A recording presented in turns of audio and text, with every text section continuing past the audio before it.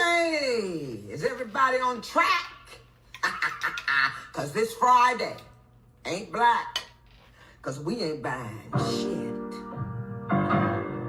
We ain't buying shit. Well, I stand up and never quit. We ain't buying shit. From the 25th of November to the 5th of December. Remember, we ain't buying shit. We ain't buying shit. This Friday ain't black.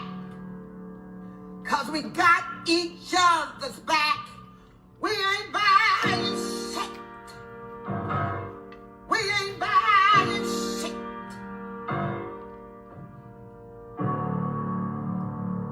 We ain't buying.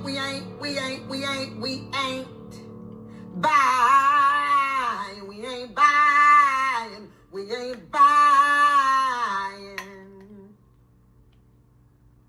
shit. Shaka Khan.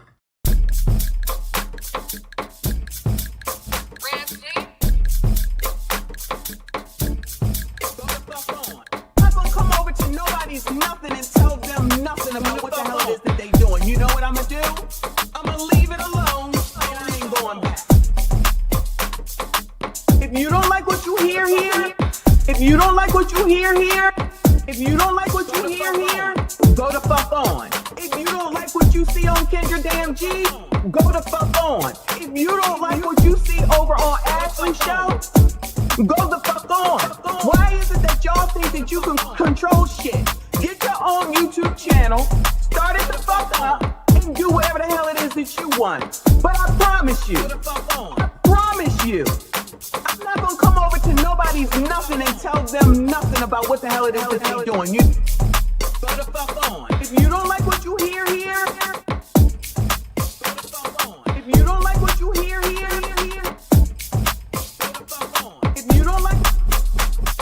if you don't like, go the fuck on. If you don't like what you hear here, go the fuck on. Go the fuck on.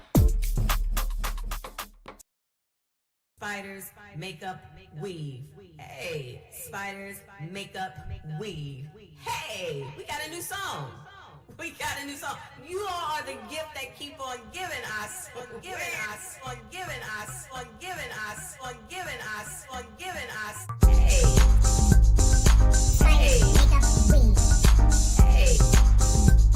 Spiders, makeup, weave. Hey. Spiders, makeup, weave. Hey. Hey. Spiders, makeup, weave. Hey. Hey. Hey.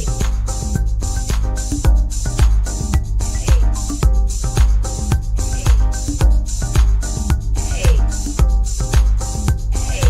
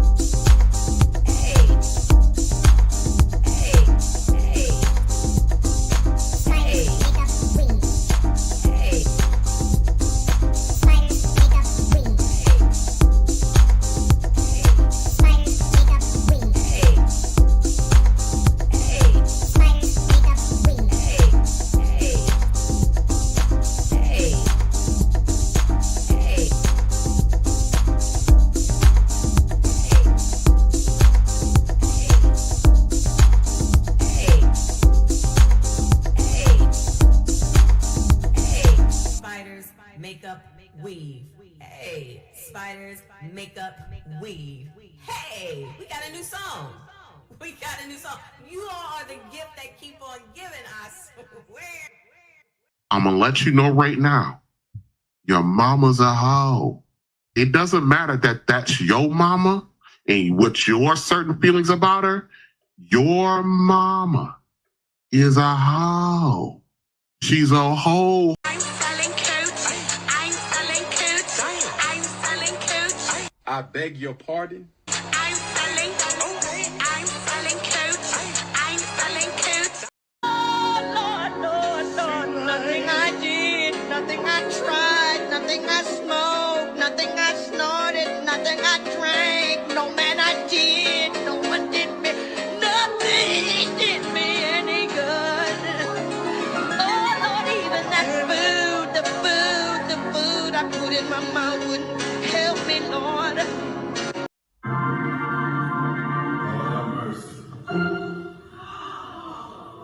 Somebody pray for Pastor. He fell into temptation line. What?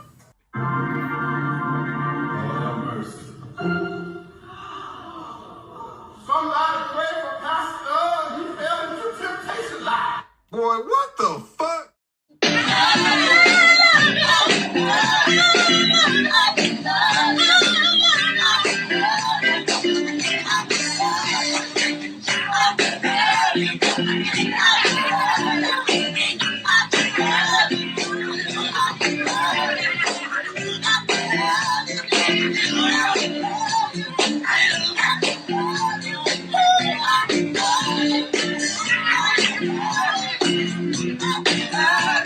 My man.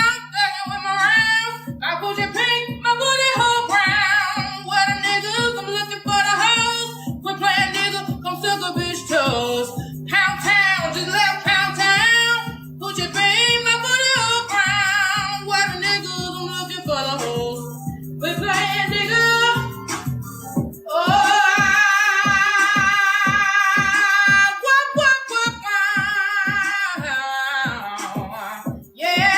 See my man. I put your pink, my booty hole brown. What a niggas, I'm looking for the hoes. Quit playing nigga, come suck a bitch.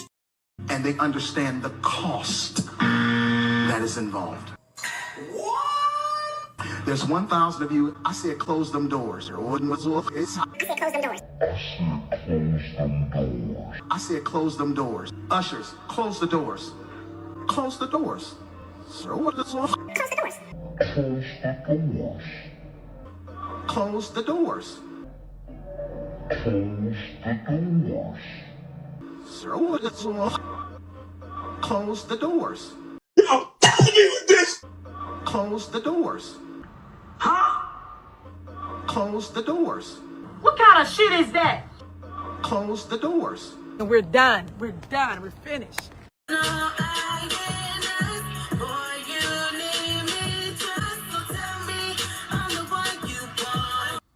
Boy, what the fuck?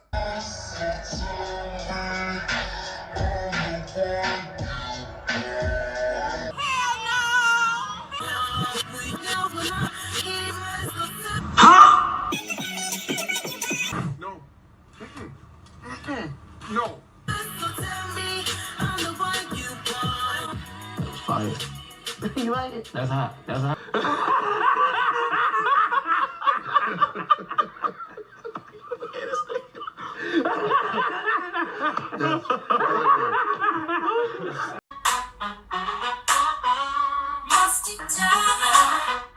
Yes, I'm speaking to you.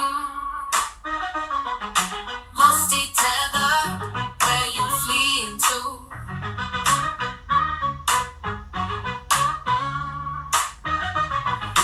Musty tether, yes, I'm speaking to you. Musty tether, where you fleeing to? I got into my Uber. What did I see? You got more questions, but I tell you, if you have a problem figuring out whether you're for me or Trump, and you ain't black. The racism that you're experiencing and the struggle to make ends meet actually means the diet don't work for you the same. Because Trump bad. Trump bad. Again! Because Trump bad. Trump bad. Go, you're being a racist! Racist! I'ma tell you. I'ma tell you. You're not gonna tell me. I'ma tell you. I'ma tell you. You heard what I said? Because I'ma tell you. You're not gonna tell me. I'ma tell you. We having a show. What are you doing? We're having a show. Mick said I couldn't help it. I can't help it. If I wanted to, I would have You helped don't just randomly start fucking singing. You don't just you got Tourette's? You got Tourette's? You got a microphone and got Tourette's? What? What do you have Tourette's? What? You don't just fucking be in the middle of a show and just start singing shit. Soon as I get home from work, and I never die, never let you down. I love you. As long as I'd give you love. Oh, that's that shit. That's Babyface. Your bills are covered. Ooh, baby. As soon as I get home from work. That was that shit. Shut the fuck up. Shut all the way the fuck up until you reach the top of Shut Fuck Mountain, where there are no more fuck ups to shut. We like free stuff. So we came out here to get all this free stuff. But then the car saying, you can't get the free stuff. What? Because the people want to take it. And how y'all gonna take some stuff that ain't even yours? It's free.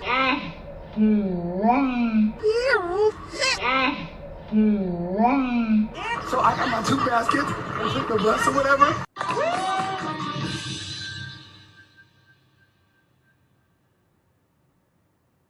Wait a damn minute. You get down here, you get some free stuff. We're already in a recession. Times are hard. Why not just let us get the items and invest and be okay? We are Black women. We care about our crown. Why not give back to the community and let us get the product? The tools, any other eviction. It is difficult. You don't go blind because you married. I see titties and booties every day. I see titties and booties every day. I see titties and booties every day. I see titties and booties every day.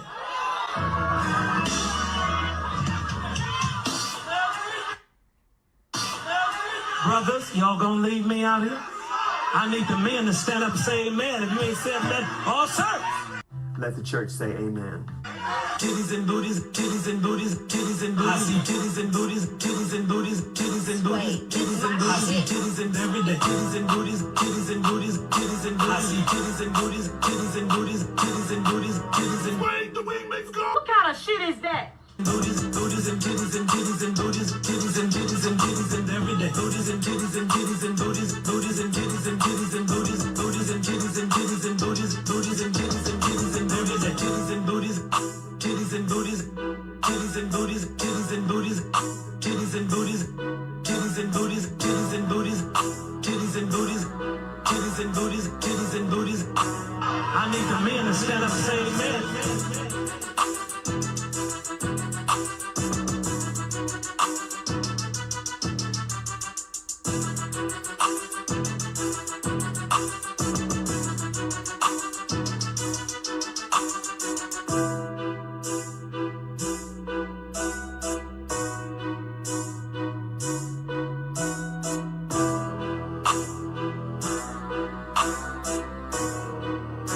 Brothers, y'all gonna leave me out here?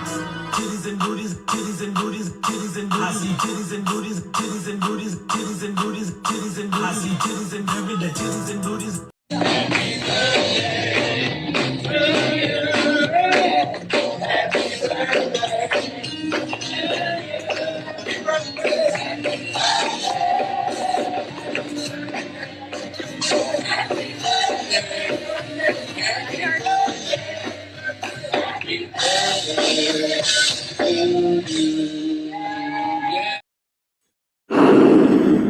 Good morning, besties.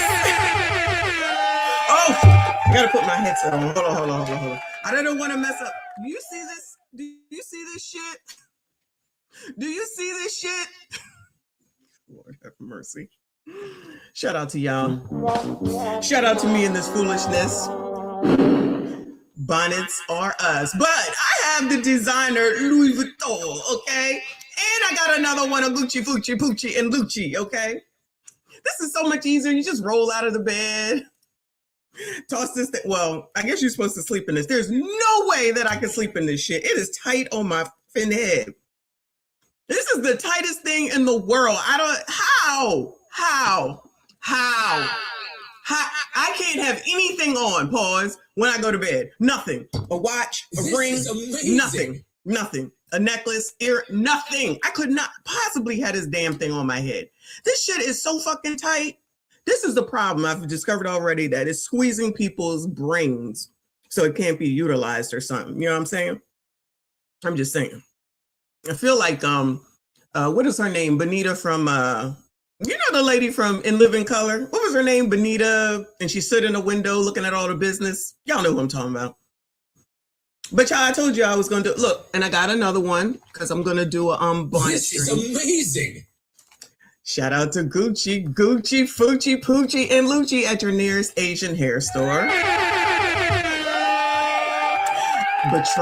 Benita Betrell. Yes. So, yeah, I told you I was going to go get one and I was going to get the top of the line best. Now, I didn't realize that they were selling Gucci, Fucci, Poochie, and Lucci up in the Asian hair store, but clearly they have it. Now, I'm not sure if it's actually real because the inside, the way that it's made, I just have a feeling, plus the cost. This is amazing. I just have a feeling, okay, that it just might be counterfeit. Allegedly. I'm just looking at the quality of the work. That's all. That's all I'm saying. All right. So shout out to Louis Vuitton. This is my first LV, y'all. Look at me. This is my first LV. You like it? I like it. So it's pajama day. You know how when you go to school, when you go to school and you have different days during like Spirit Week, and one day it's pajama day, the next day it's like slipper day, and the next day it's like child hat day. Well, today is a bonnet day. Shout out to me. If they can do it, I can do it too. And I bet not hear now one of them be out to say one damn thing. Okay? Not one damn thing. Because it's the image that y'all like. Y'all like it, I love it. Y'all like it, I love it. Child, something coming. Y'all don't even know. Y'all don't even know what's coming. Wait till y'all see. Shout out to 2026. If y'all ain't getting ready for 2026, I don't know what the hell it is that y'all be doing. Oh, look, I got earrings, but I forgot. I don't know where I put them. So I did go and get some earrings. I told y'all I needed some earrings because the last silver and gold broke. So I was down to nothing. So I got some now. I don't know where they are. So that happened to be down there by the hair store because that's where the Kohl's is. So it all worked out. Look at God. Praise the Lord. Working things out in my favor. Okay. So y'all, we have to talk about this squatter situation thing with this that was squatting in a black woman's house. Where they do that at? What happened to the hood? The sisterhood was not sisterhood in this case, child. Okay. So now finally we know about squatters. We know about all this stuff because, child, we cover everything. So we already know how this stuff works. This is amazing. How squatting works, and you know the landlords and the tenants, especially after C-19. Amex.com, all these daggone states that was like, oh, you don't have to go, it's okay. And then they was like, landlords, you figured the F out. They all losing their places. And now people are wondering why. It's just my thought process, right? Wondering why people don't want to rent to certain people. Excuse me, not even about race, but just shout out to the poors. Shout out to y'all, all right? Or anybody that has some issues in the past or unstable job. And I said, landlords are not going to put up with this as a former landlord. Ain't nobody trying to do this shit for free. I don't know where it got twisted that people out here trying to make money should be doing stuff for the free. But as soon as not y'all, you know what I'm saying? As soon as don't get something with your business, then all of a sudden hell gonna break loose, and it's not right. It's not fair. Child, just say you got insurance. Remember, anytime anybody steals from the stores and shit, They got insurance. They got insurance. Remember, they were saying that, and I said, remember that. Remember that. And remember all the grocery stores that closed? We don't know what happened. What happened? What happened? Can't imagine what happened, right?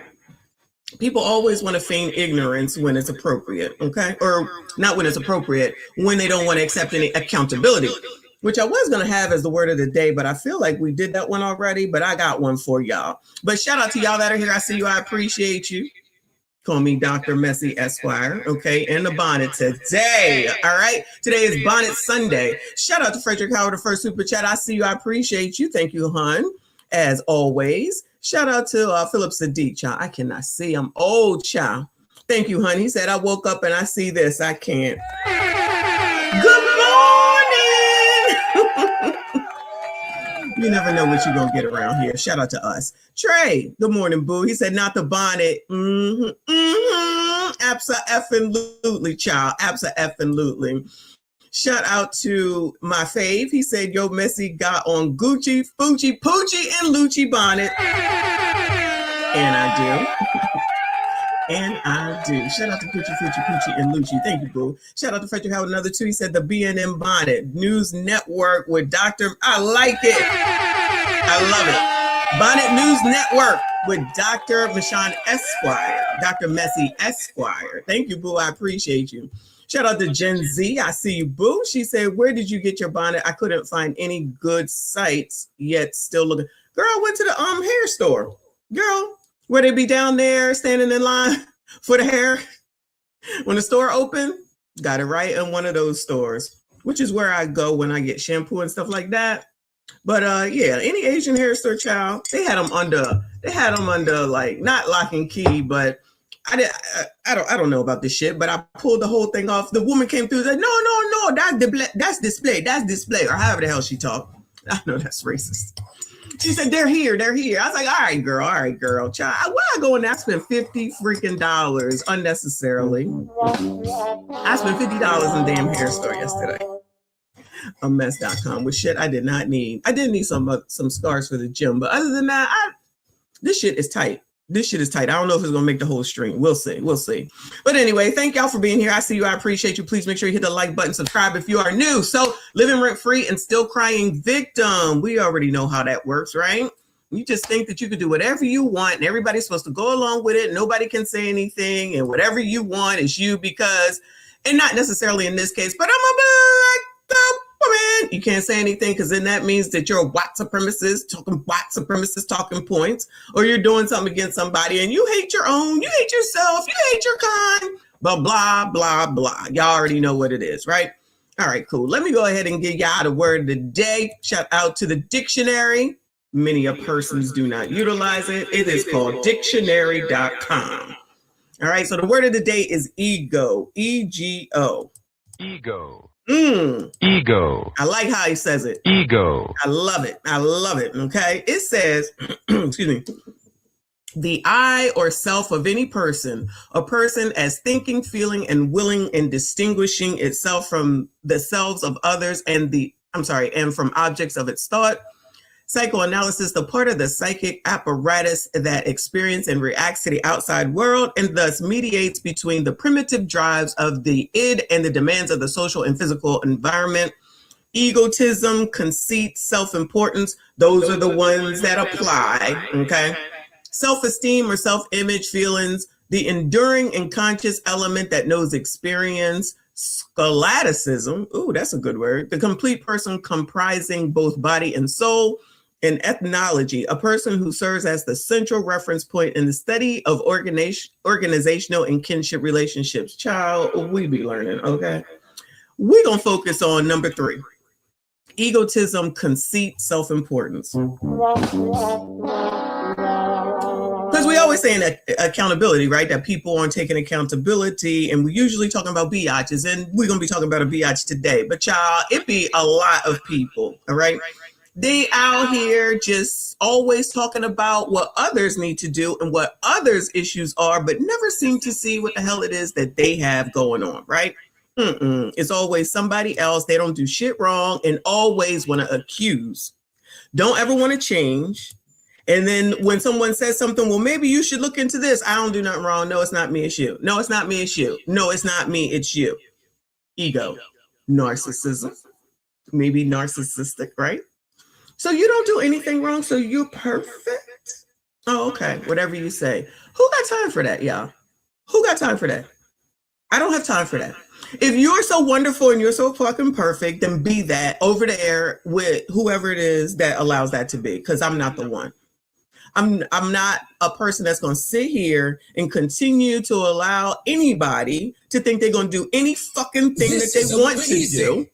And then I'm going to sit there and be like, okay, it's okay. Fuck you. All right. Get it the fuck together, because you don't know everything. You don't know everything. None of us know everything. And I'm not trying to make it in a general way like that.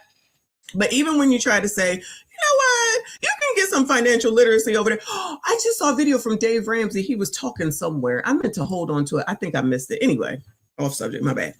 Dave Ramsey is an example, because don't I always say, child, you need some financial literacy, go to somebody that knows, right? Go to Dave Ramsey. He's a racist. Go to child Susie Orman. She's a racist.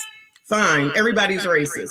Don't do anything to improve your fucking life. Fine. Everybody knows everything. Stay away from me, because if you don't think that you could ever improve or you can ever learn anything new, stay far the fuck away from me, okay? If you are always right and you don't do shit wrong, stay all the far fucking way from me. It's that simple, right? Because nobody got time for that. Because you can't even talk to a person like that. Then you have them we have the perpetrators becoming the victims. No accountability. Their egos then get fed even more, so then more criminals will act the way that they want to act. You know what I'm saying? Criminalizing, right? All right. Let me give you, I don't know if y'all know about this. Let me go ahead and get started on this, because there was a mass, of course. I believe it's a mass anyway, at Brown University. I don't know where that's at. Brown University, SHOOT, person of interest is in custody. Oh no. Person of interest in just the last few hours was taken into custody. A source telling ABC News that was based on a tip that was called into law enforcement. So that person of interest now in custody, and then they lifted the shelter in place. Many of the students, the people living in this community and the areas surrounding Brown University have been essentially on lockdown, told to stay inside, lock their doors for the entire night. So now that shelter in place has been lifted, we're also getting an update on the status of the victims. 9 total. 7 people are still in stable condition at the hospital, 1 critical, 1 was discharged from the hospital. Of course, 2 students were also shot and killed in this mass shooting. Let's bring in our chief investigative correspondent, Aaron Katursky. Aaron, I know you're getting new information about this person of interest. How confident are authorities that they have the shooter? They're confident they're calling this individual a person of interest, but as you heard the authorities say, they are not looking for anyone else, and they are lifting the shelter-in-place order around Providence, Rhode Island. So right now, they believe they have the individual responsible for killing 2 people and injuring 9 others on the campus of Brown University. The authorities detained this individual of interest, we're told, based on a tip that they received overnight. And the authorities did not put out much for the public to go on. There was a snippet of video showing a figure dressed in black leaving the engineering building, rounding the corner there. That's all the... Yo, did y'all see that? Did y'all hear about this? Who heard about this? He's just walking away like it ain't nobody's business. In black, definitely a man. Leaving the engineering building, rounding the corner there. That's all the... It's like, my work is done here. I'm out. I'm out. Anybody know? Did y'all hear about this? First of all, did y'all hear about this? But second of all, who did it? Did they find it? When is this? This is 2 hours ago, so there's no update at this point. Oh, well, we'll follow it though, because Brown University is a school, right? So I'm being stereotypical. Is it a black school or is it just a school? I don't, because it's Brown University. I know. I'm sorry, y'all. I don't be knowing. I don't know everything. Unlike other people, I don't know everything. Good morning, Trent. I see you. I appreciate you. He said, what the F going on today? Clearly effery, as always. Clearly effery. Thank you. Shout out to Trey. I appreciate you, boo. He said that bonnet just put you on active duty for them EBT government. Oh, no. Oh, no, not the government, child. If you only knew. Shout out to you. Hope all is well. Shout out to all of y'all. Oh, PWI? Okay. All right, cool. That's racist to be called Brown University then. The information the public had to know, but that was enough, apparently, for someone to give the authorities a tip, and overnight, police took this individual into custody. The manhunt then is now over. The focus now is going to be on getting this individual identified. Already, undoubtedly, the authorities have done that. They'll dig into social media, background, find out what they can about motive. A source tells ABC News this individual is not believed to be a current Brown University student, but the authorities will look to see whether this individual has any connection to Brown University. This shooting occurred at a big lecture hall. A small group was studying for final exams, which are canceled for the day. So the hope was always that someone in that lecture hall may have come back with a better description than the public was able to see in that video. Right now, the authorities are working with the Attorney General's office in Rhode Island to figure out charges. So it appears this individual is going to be charged locally. The FBI was involved, but it does not seem to have a wider nexus to any kind of terror group. That, at least, is what officials believe right now with this individual in custody and the manhunt over. Well, at least they got the person. Shout out to y'all for the information. Ivy League in Rhode Island. Good luck to those people. More traumatized people, more people out here being collateral damage to somebody's bullshit just because they can't cope in life, child. Anyway, moving on, y'all. Moving on. Let me show you, because we're really going to get into this this squatter thing because it's kind of an eviction night because of all this stuff that I found that's going on. So let me go over to the update on, well, the latest update I found on this Minnesota crap. Even though it looks like Tim Tom was talking yesterday, I didn't get a chance to see. I'm sure he ain't had nothing positive to say. We shall see maybe tomorrow. It says how Minnesota fraudsters spent millions intended for hungry kids. Kids can't win nowhere, child. The kids can't win nowhere. The Somali community in Minnesota has been in the news recently because of a massive federal fraud case and heated political rhetoric from President Trump. Jonah Kaplan of CBS Always got to throw down in there, child. News Minnesota has an exclusive look now at how fraudsters spent hundreds of millions in taxpayer dollars. A honeymoon in the Maldives, a fleet of luxury cars. Here's a box with more than $270,000 in cash.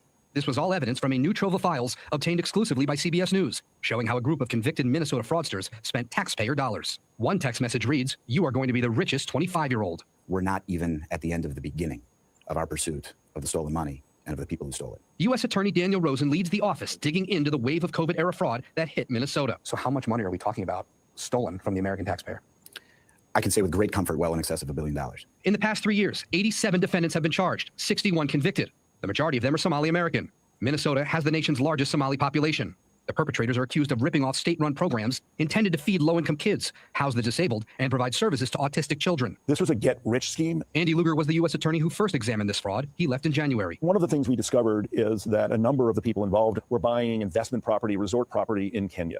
Wire transfers reviewed by... They buying places in Kenya. What in the world? What in the world? Oh, and Tim Tom want to act like this is not a big deal. Okay, dude. By CBS News also show more than $1 million went to Chinese banks. The Trump administration has said it's investigating whether any of the money fell into the hands of terror groups like Al-Shabaab in Somalia. But both Luger and Rosen agree the evidence so far shows the criminals were only interested in getting rich. So there's no evidence that any of these convicted or those who are charged sent a check and directly gave it to Al-Shabaab. I think that's a fair characterization. These are federally funded programs. They happen in every U.S. state. What happened here in Minnesota that allowed this fraud to materialize, to metastasize? It appears that the people at the highest levels of responsibility in the government of the state of Minnesota looked the other way. A spokeswoman for Minnesota Governor Tim Walz. They telling on you, Tim Tom, and what's her name again? They're telling on y'all's asses. Tonight tells us that fighting the fraud is his quote top priority, and fraud is something that happens in states red and blue. Tomorrow, the governor plans to name a new statewide fraud czar. Members of the Somali community, meanwhile, they're warned. A fraud czar. What if they pick one of the Somali people to be the fraud czar? Did they pick a fraud czar yet, y'all? Lord have mercy. That they, as a community, are being held collectively responsible. The Somali. Dick Van Dyke is 100 years old. I just saw that. Congratulations to him, child. Anyway, moving on. All right. That's the update on that. I had a comment I wanted to get to, but I couldn't find it. So we're going to get into this landlord, tenant, squatter, renters. Housing is a human right. Y'all remember that? Housing is a human right. Housing is a human right. All right. So over here in KCTV, wherever this is, Kansas City, maybe. Where am I going tomorrow? Residents scramble to find housing following a motel shutdown. Yeah, this is Kansas City, y'all. Tonight, dozens of people are trying to find a new place to call home as the city is set to shut down the motel they've been staying in tomorrow morning. Welcome to your News at 10. I'm Brad Stevens. And I'm Lauren Magarino. Families tell us they may become homeless for the first time in their lives. It says the health department says America's Best Value Inn on Blue Ridge Boulevard is unsafe to live in. We were there last night when residents told us they were shocked to find out they'd be evicted. KCTV5's Chandler Watkins is there tonight for continuing coverage as she finds out what's being done for the people forced to find a new place to stay. Chandler? Yeah, the city tells me that KCPD social workers were out here at the motel today and that they found potential housing for several senior guests. But residents we spoke to say they haven't seen anyone out here, and that's led to a mixture of emotions. We came here because we had nowhere else to go. Everyone's here because we had nowhere else. This was everyone's last resort, and now our last resort is being taken away. Simone Merritt showed us the room she and her family. Gentlemen, Sassies, SYCBM? SYCBM? Anybody? Bueller, Kansas City? All right. Shout out to Hiram member for 15 months. Thank you so much, hon. I don't think you were here when I thanked you for the Cash App that you sent about 2 days ago. So thank you so much for that. I appreciate you, boo. He said, Messi, you just need the nose ring now. Oh my God. If I could find one that just kind of sits there, I'm not getting a nose ring, but if I could find one that just sits there, somebody let me know where I can find that. Don't say Amazon. If I find one where you can just kind of clip it on, I'll do it. I'll do it. I do this for y'all. Family have been living in. She's been making call after call to find them somewhere else to go, but hasn't had any luck. They just paid for this room for the month. Everywhere else is too expensive, and she's running out of time. I've been outside before. I'm just worried about my grandfather and my nephew. We can go anywhere, but I don't know. I said we just got to, get out, that quick, get the people, get the people a chance to, even try to find a place to, live. And this, they got kids to go to school living here. It's like my grandson here. We spoke to her grandfather, John Dunlap, as a school bus was dropping off his grandson and several other children that live here. He says he's worried about them the most. You can't keep them out of school, so, that's, all I'm concerned about getting a place for him, to live. You want lemon? Motel staff put out groceries for residents to take. The city tells us KCPD social workers will be back out here Thursday morning, and they encourage anyone with additional capacity to contact them to help. But the deadline to leave is quickly approaching, and residents are pleading for more time. I mean, why not at least until after the holidays or something, or until people get their fixed income check again, the first or something, just something. So give us something, Now, when the violations have been abated, the property's permit will be reinstated. That's according to the city's health department. We're told that the ownership group is going to be offering refunds for this month's payment to residents. We don't know when those will go out, but I was just sitting here thinking, how's she gonna pay a month and y'all not gonna give her money back at minimum, and the rest of the people, you just gonna keep it? This property will undergo a complete renovation. After the renovation is done, I have a feeling, I could be wrong, child, but I have a feeling. I got a feeling they're not gonna be able to afford it. Yeah, sometimes it does suck. We don't want the elders and the veterans and all those people to be out there like this. We really don't want anybody to be out there. But child, when some of you just be running off at the mouth, it's like, well, what the fuck? What do you want from me? What do you want from us? Where the baby? You're not allowed to ask those questions. Don't be asking questions that you're not allowed to be asking, y'all. Okay. Remember, we talked about this one over in Shadam, Chicago. Shout out to Brandon.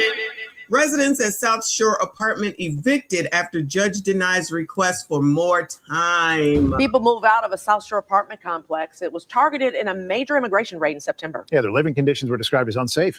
WGN's Jewel Hillary spoke with those who were leaving. Some of the residents evicted from this apartment complex at 75th Street and South Shore Drive have places to go, but many of them do not. And while some of them aren't sure where they're going tonight, community organizers working with the tenants union say no one will be left on the street in the bitter cold. Well, that's good. Shout out to the community organizers finally doing some work. Nobody's going to be outside. Yeah, really bad. Allegedly. No. With his backpack strapped on tight and 2 bags in hand, uncertain about where he'll rest his head tonight, 71-year-old Army veteran Winfred Johnson. Oh, yeah. See, no. So, child, the military don't have nothing for nobody. Y'all, this is fucked up. The fact that you could potentially have gone to war, fought for the fucking country, and you end up on the street. Now, I know it happens a lot. Shout out to the Seattle Black veteran who tries to tell veterans about all the resources that are available. But this is ridiculous, honestly. I don't like it. Says a prayer. May the holy angels be with us and the wicked foe have no power over us. Winford is one of dozens of tenants evicted after a judge issued a court order to leave the complex by today because of dangerous living conditions. At times, a whole floor will be without lighting. Heating, it's nothing new. We had a problem last year where we were out of heat for 45 days. Tenants advocated for more time and money to move, but that effort failed. The substandard housing got exposed in September after hundreds of federal immigration agents carrying out Operation Midway Blitz invaded the building in a military-style raid in the middle of the... So this is the place where y'all said that it was a mess before these raids happened looking for illegals, but they're trying to make it seem like it got messed up because of what they did looking for illegals. And the residents are making it seem like it got that way because of the raid. So, you know, just invoke Trump's name, and it makes everything justifiably wrong even more. Night, targeting members of a Venezuelan street gang. Candace Stewart says she was there that night. I got detained, I got zip tied, the federal agents put zip ties on the kids, they put zip ties on them. I should ask her where she got her ring from, but that's probably real. She made it through that ordeal, but now, like many of her neighbors, is figuring out her next steps. Brokenhearted, lost, cold, confused. Dixon Romeo is a community organizer working with tenants to connect them with city resources, including family and support. Child, why is he walking like that? Y'all see that? Steps. Brokenhearted. Child, why Meemaw got the spiders like... Anyway. Lost, cold, confused. Dixon Romeo is a community organizer working with tenants to connect them with... Is it just me? Is he walking weird? Sorry. Yeah, Meemaw got her spiders makeup and weave on. I'm not even saying nothing, y'all. I'm not saying nothing. Cold, confused. Dixon Romeo is a community organizer working with tenants to connect them with city resources, including family and support services, and other agencies collaborating to make sure no one is left in the cold. I think all of us across the city should be thinking about, like, what laws do we need in place to prevent stuff like this from happening? Go talk to Brandon.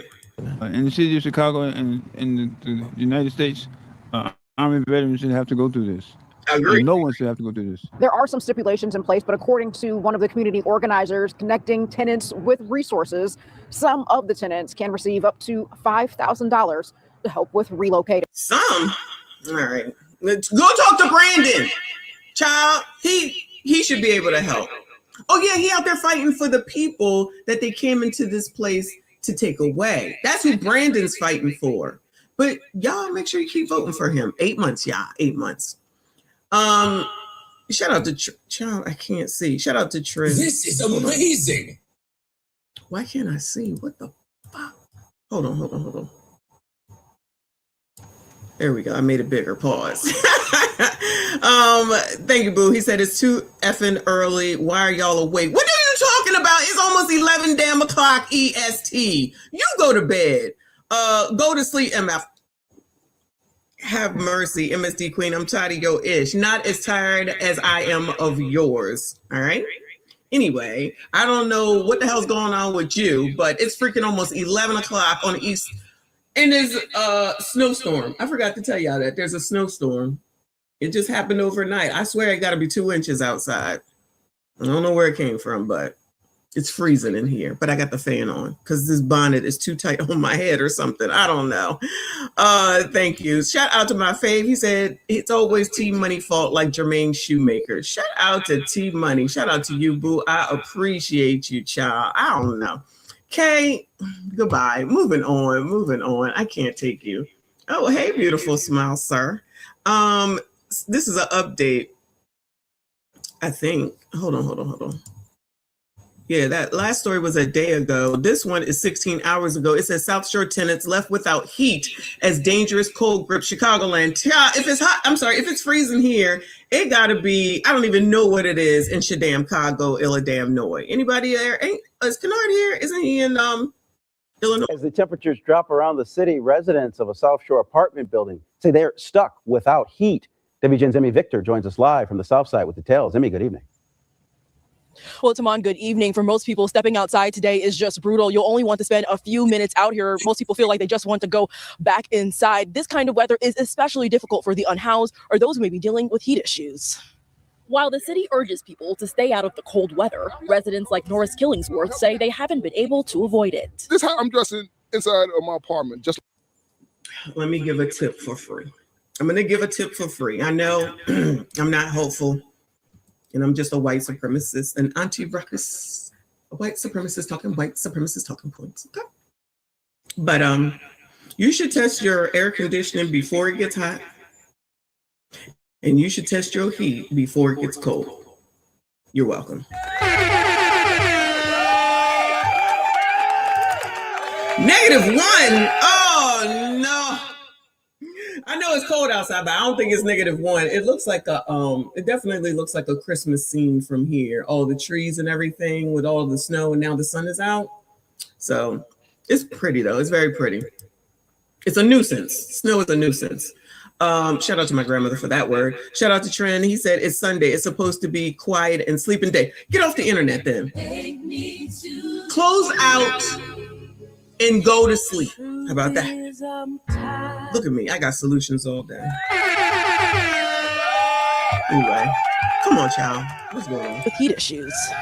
While the city urges people to stay out of the cold weather, residents like Norris Killingsworth say they haven't been able to avoid it. This is how I'm dressing inside of my apartment, just like this. It's so cold in there. He says the heat at his apartment building in Chicago's South Shore neighborhood isn't working, leaving tenants in dangerous conditions. A tenant brought it to my attention that we was out of heat ever since November the 15th of this year. My thermostat reads at 50 degrees at this point in time. As temperatures continue to plunge, warming centers have been activated in Chicago and in the suburbs to provide relief to those in need. What the hell is a warming center? What the hell is that? Tenants say they did receive a letter yesterday from the building's management offering relocation arrangements at no cost due to the lack of heat. However, they claim that securing this temporary housing has been difficult. You call these numbers don't exist. Killingsworth Wait, what did you say? Hold on. They offering y'all a place to stay in what? Centers have been activated in Chicago and in the suburbs to provide relief to those in need. Tenants say they did receive a letter yesterday from the building's management offering relocation arrangements at no cost due to the lack of heat. However, they claim that securing this temporary housing has been difficult. You call these numbers don't exist. Killingsworth says he'll be staying with. He said, "You call these numbers don't exist." A warming center is a place where you stay warm. Are you serious? You just go there and you stand around? They just got. So what are you supposed to do when you leave and you go home? Wow, I've never heard of that before. Wow. Okay. But what good does that do you if you got to go back to the cold? You know what I'm saying?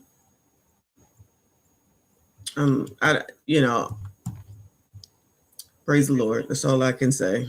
Be thankful for the life I have.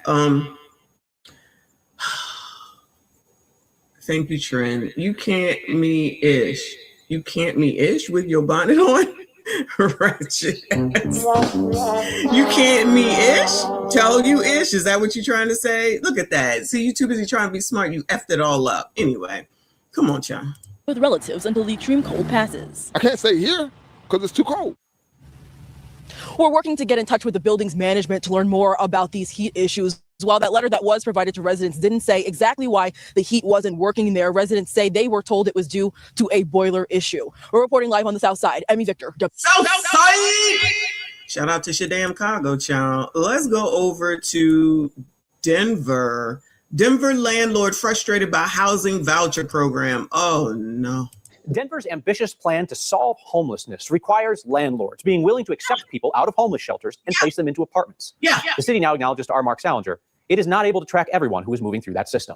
At an apartment building in Congress Park, the challenges of trying to solve homelessness collide. It made me very angry. Christina Eisenstein's family owns the 18-unit building. She says 6 of the apartments were occupied this fall by people who received housing vouchers from the state after moving out of city-run hotel homeless shelters. The property management company signed up and did not tell my mother-in-law, the owner, that they were doing that. She says complaints soon started coming in from other tenants. When people are awoken at 1 a.m. or 3 a.m. with fighting, screaming, shouting, then that affects everyone. Christina says, oh no, they telling on y'all. Not y'all, you know what I'm saying. They telling on y'all. You cause chaos. And allegedly, might not be the most cleanliest people. Allegedly. Woken at 1 a.m. or 3 a.m. with fighting, screaming, shouting, then that affects everyone. Christina says the apartments were... Why she look like Courtney Cox? Sorry, y'all. All I see is Courtney Cox. Shout out to Friends. My mother-in-law, the owner, that they were doing that. She says complaints soon started coming in from other tenants. When people are awoken at 1 a.m. or 3 a.m. with fighting, screaming, shouting, then that affects everyone. Christina says the apartments were trashed. She fired the management company, hired off-duty officers to patrol, and eventually decided to pay... Yo, this is light work though, y'all. Let me tell y'all. This is a mess, but this is light work to the shit that we've been through. are awoken at 1 a.m. or 3 a.m. with fighting, screaming, shouting, then that affects everyone. Christina says the apartments were trashed. She fired the management company, hired off-duty officers to patrol, and eventually decided to pay some of the tenants on vouchers to move out. Multiple apartments just tested positive last week for meth contamination. You cannot house them in scatter. What in the world? Oh, I saw a needle just, oh my God. Okay, this might be worse. I was just thinking of all the shit that I have seen. Oh my God, this is a Morning or 3 a.m. with fighting, screaming, shouting, then that affects everyone. Christina says the apartments were trashed. She fired the management company, hired off-duty officers to patrol, and eventually decided to pay some of the tenants on vouchers to move out. Multiple apartments just tested positive last week for meth contamination. You cannot house them in scattered sites like this. They need comprehensive wraparound services. The city of Denver has spent more than $200 million to move almost 8,000 people off the streets and into shelters through the mayor's All-In Mile High program. From there, wait, where's this at? Denver? So this is Colorado. So they got the drug problem over there. So they just said, yeah, child, just take them. They was in the homeless shelter because they were forced to go there. And then they said, here you go, you just take them. We don't have to tell you anything. It's all good. Then you see what it really is. Everybody don't know how to treat shit, y'all. You got to be very particular on who the hell it is that you let in your damn spaces. We already know. But they just think you're just supposed to do it just because you're a landlord and forget all the rest. They don't think about stuff like this. That place is a mess. Now they're talking about positive meth, whatever they just said. I have never heard that before, child. Lord, that's white people though. White people, come on now. White people! Y'all a mess too. Child, y'all a mess too. Shout out to Trey. Thank you, boo. This is amazing. I heard Chicago is going bankrupt. Child, if they keep doing this, they're going to be bankrupt in Colorado and most of these daggone places, honestly. Thank you, honey. I appreciate you. Shout out to Romello. Thank you, honey. He said, I thought this was a fake account when I saw the bonnet, Messy. Stop playing with my emotions. My bad.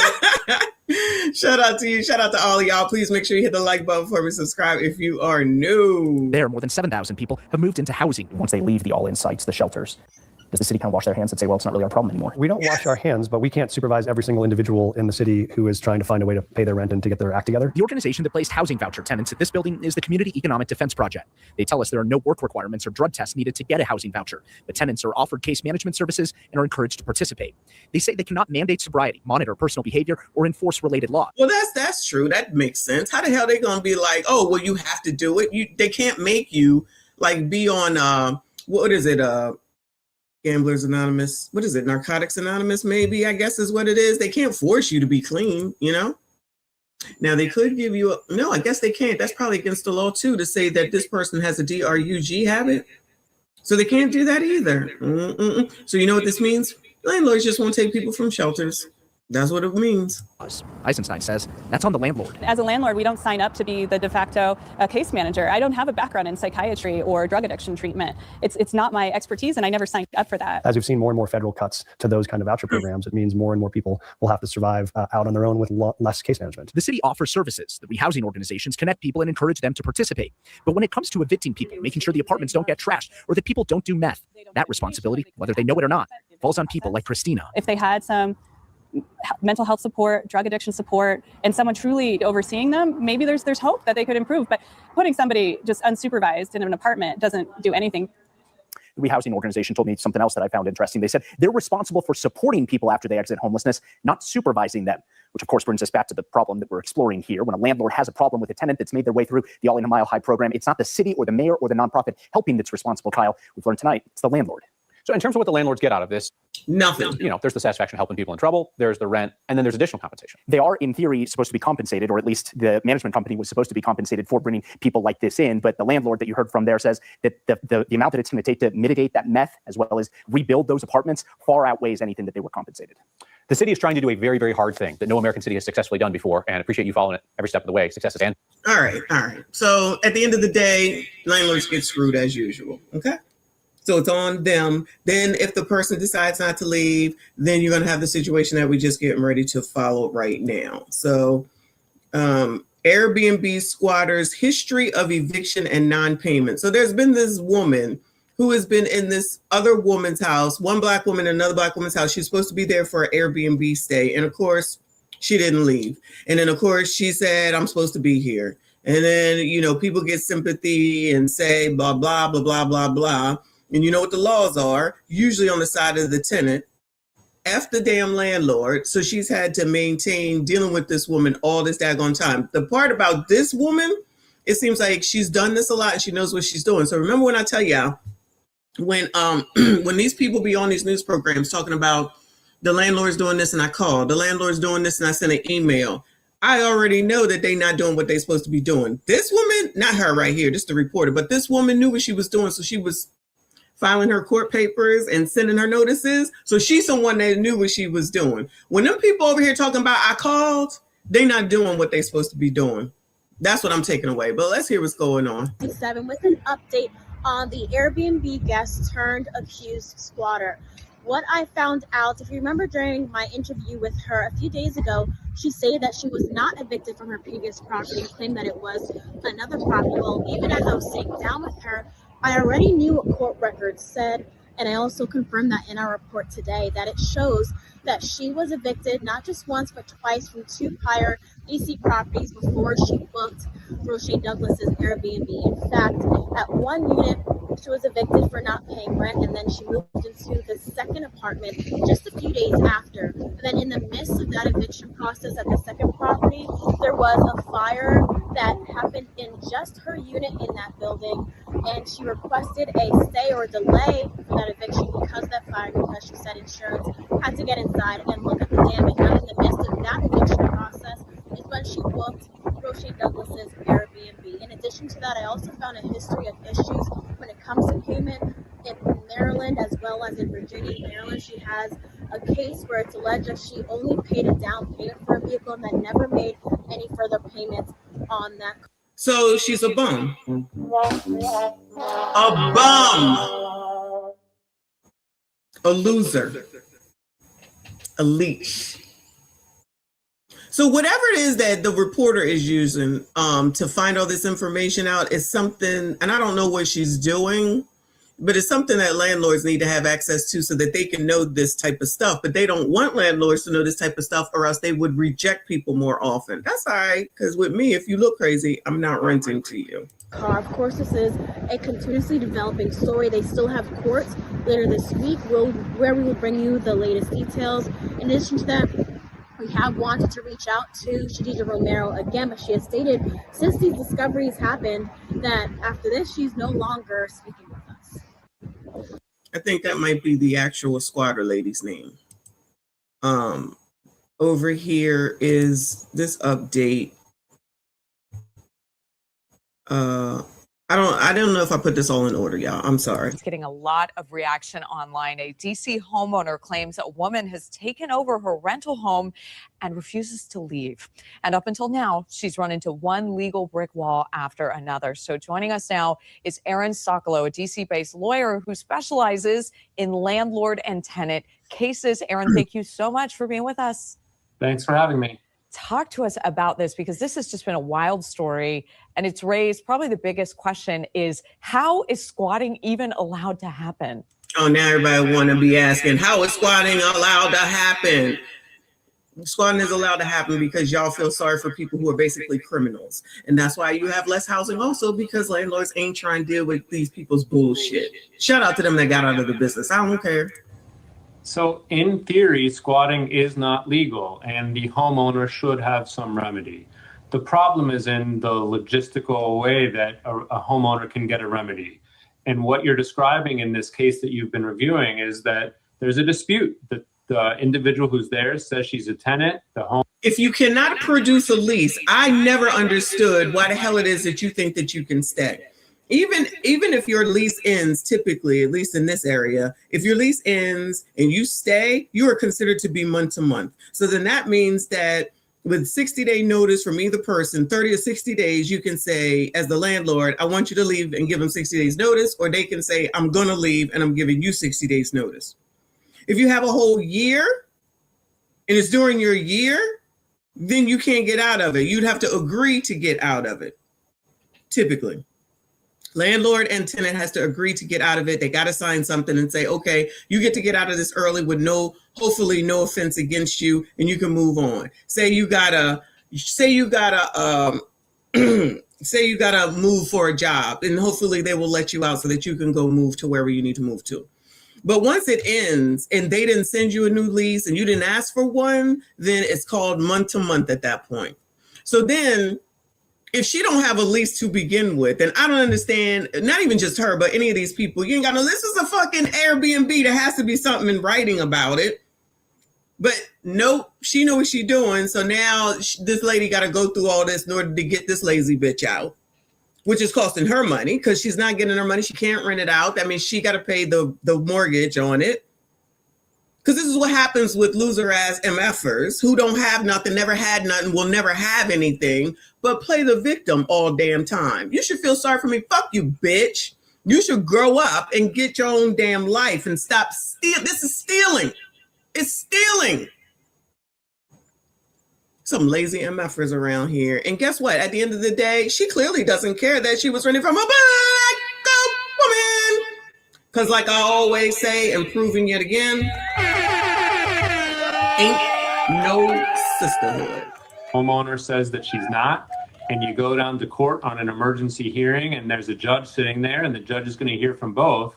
But the district is so pro-tenant and so fearful that there will be a wrongful eviction or a self-help eviction where the owner changes locks or turns off utilities or does something to cause occupant to leave without court order. Yeah, don't forget that part. You can't turn off heat. You can't turn off anything. You got to continue to maintain it as the landlord. Now, they got to pay for their utilities, of course, but you can't like go turn the shit off. You can't turn the water. You can't do nothing. You can't go changing the locks or else you going to go to jail. This is the same shit as the when somebody is does something, a perpetrator, I guess, does something to a victim. And then all of a sudden it's like, oh no, you got to look into everything. Fuck that. How many times have we seen these stories? And I got another one here today where all of a sudden the person who was being victimized is now considered the person that's wrong. Like ass backwardness. Nobody seems to give a damn about the landlords that still got to pay mortgages. And even if they didn't have a mortgage, that's not the fucking point. Because like I said, as soon as it's your business, then all of a sudden everyone's supposed to care. But when it's someone else, y'all don't give a fuck. Not y'all, you know what I'm saying. Y'all don't give a damn. They have insurance. They'll be fine. They have a lot of money. Everybody always pocket watching. You need to be paying attention to your own damn pockets. If you suck, you suck. If you poor, you poor. Do better. Ask some questions. Go to somebody. Read a fucking book. Do something to improve your own damn life instead of taking from somebody else. Then so that somebody else does something to your ass, then all of a sudden you want up out of here. Then you want people to be feeling sorry for you then too, or people think that you should feel sorry for these people. Fuck y'all. Follow the fucking law. Nobody want to follow rules anymore. That the judge is going to err on the side of caution. And if the occupant can show something that leads the court to say that there's a possibility that she's allowed to stay there, the court could grant the occupant's request at an injunction and mandate that the owner keeps her there until she gets awarded a proper eviction. And the problem is, in the district, that can take months and months, and it puts homeowners in a really tough spot in the situation you've described. More now on a... Then they go lose their house. Child, this is a mess.com. All the time it is. Let's go over here to, hold on.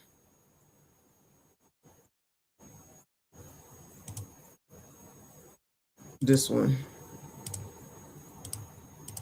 DC homeowner reacts to judge ruling that Airbnb squatter has no tenancy rights. This is so stupid.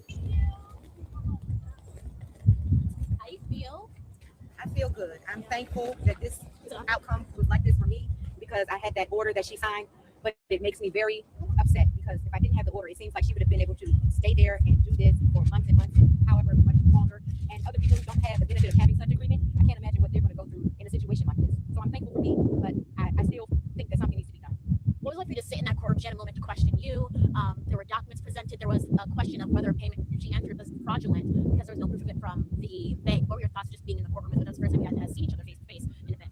It was infuriating because I know I hadn't received a payment from her. This whole thing is coming about because she was not making the $100 a night payment. And for her to come up with a fake document that I confirmed, the judge gave us time to confirm that the document, it was not real, that Zelle had no payment history of this, and there was a fraudulent confirmation number on this document. So it's infuriating. And So she over here, not her, the squatter lady, getting fake documents to allegedly show that she paid. Ooh, Lord help you.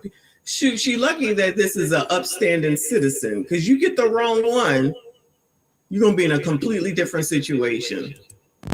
We do not condone violence around here. Needs to be done, because that, to present that in court after all of this as some kind of Hail Mary, I'm just glad the judge was able to see through it, and I was able to prove that this was not true.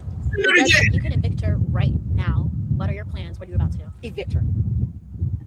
She has to go. I need her out of the property so that I can try to regain the property and get back to my life. I was writing a book, working on a memoir, trying to do women's health organizations and things, and this has totally disrupted my life. So I would like to get back to the things that I could do to help the community. And I think God placed this on me too, so that I can help in this area too. So I just want to get back to life. You mentioned the community. Since our reporting, we've seen a huge amount of support, those that can relate to you, even those who need support in the housing system and their settings. What's it like for you to see the reaction to your story here in DC?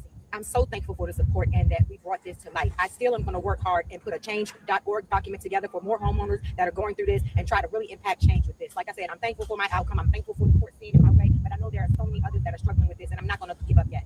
Thank you so much. Thank you. Plenty. All right, so it looks like she out of there. Homeowner evicts DC Airbnb squatter after judge's ruling. And today's 7 News getting results in the case between the DC homeowner and the woman who was squatting in her home. Thanks for joining us tonight. You're seeing it right there. I'm Scott Thuman. And I'm Michelle Marsh. Our Washington, D.C. reporter Felicia Ashley has been exclusively reporting on this story for more than a week now. Today, a judge ruling in favor of the homeowner who says an Airbnb guest was trying to take her home. Our Washington, D.C. reporter Felicia Ashley joining us now from that house where the judge says the squatter cannot stay anymore, has to get out. Felicia? That's right. And this is actually one of the first times the homeowners have been back to the home in a couple of months. And as you mentioned, the judge ordered that the alleged squatter is not. Now you got to have her shit in front of your house all this damn time. Not a tenant, therefore she has no tenant rights, and the homeowners were allowed to get her out of the home and evict her immediately. And that is what you are seeing. We have community members that actually came here to support the homeowners and help clear out the home after watching the reports and hearing what the homeowners were dealing with. And even inside the home, the sassy straight showing up to help out. You can see some of the area that they have started clearing as well. The homeowner mentioned to me that she has been in shock and everything that was with everything that was inside of this home, as well as some of the damage that she found as well. Before court, I spoke to DC homeowner Rashane Douglas. What have your dynamics been like with Ms. Romero since the last time we spoke? We've had no contact directly since that time. Ain't shit to talk about. What kind of question is that? Obviously, she had the van towed. She also denied the electrician to get in and came down here and filed a contempt that we didn't comply with the agreement. I tried to check in with accused. That's her. That's her. Squatter Shadija Romero when she showed up to court. Ms. Romero, would you like to speak with us before the hearing? I told you that I want to speak to you, so please leave me alone. You don't want to say anything before the hearing? Filming is not allowed inside the DC courthouse, but I was inside the nearly 2-hour hearing. The judge upheld this agreement that I previously reported on. The homeowners had Romero sign it in October, but she didn't follow through. The homeowners agreed to pay her to leave their property. And in black and white, Romero Wait, they gave that woman money? Oh, no. Oh, no. Had Romero sign it in October, but she didn't follow through. The homeowners agreed to pay her to leave their property. And in black and white, Romero confirmed she was a short-term Airbnb guest, not a tenant, that there is no lease, no tenancy, and that she has no tenant rights.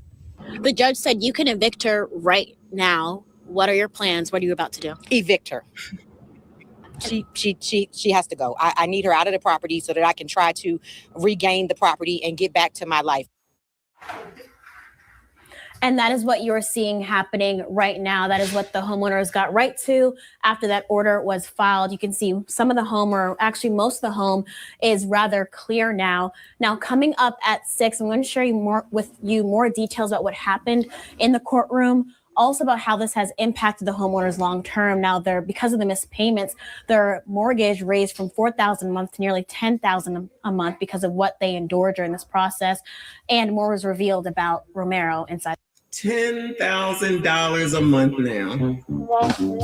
So do you think Curly, because I don't know her name, do you think Curly gives a damn?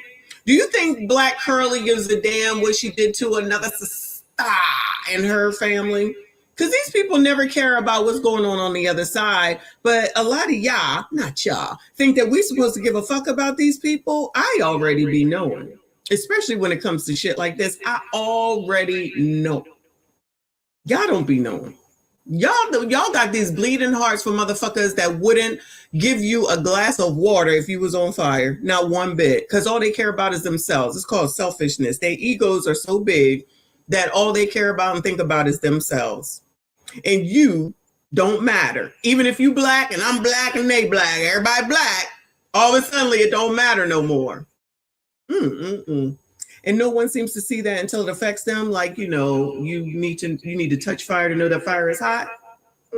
Okay. I got not one bit of empathy or sympathy. They now have to pay $10,000, probably a restructured mortgage and a bunch of late fees added in there and interest.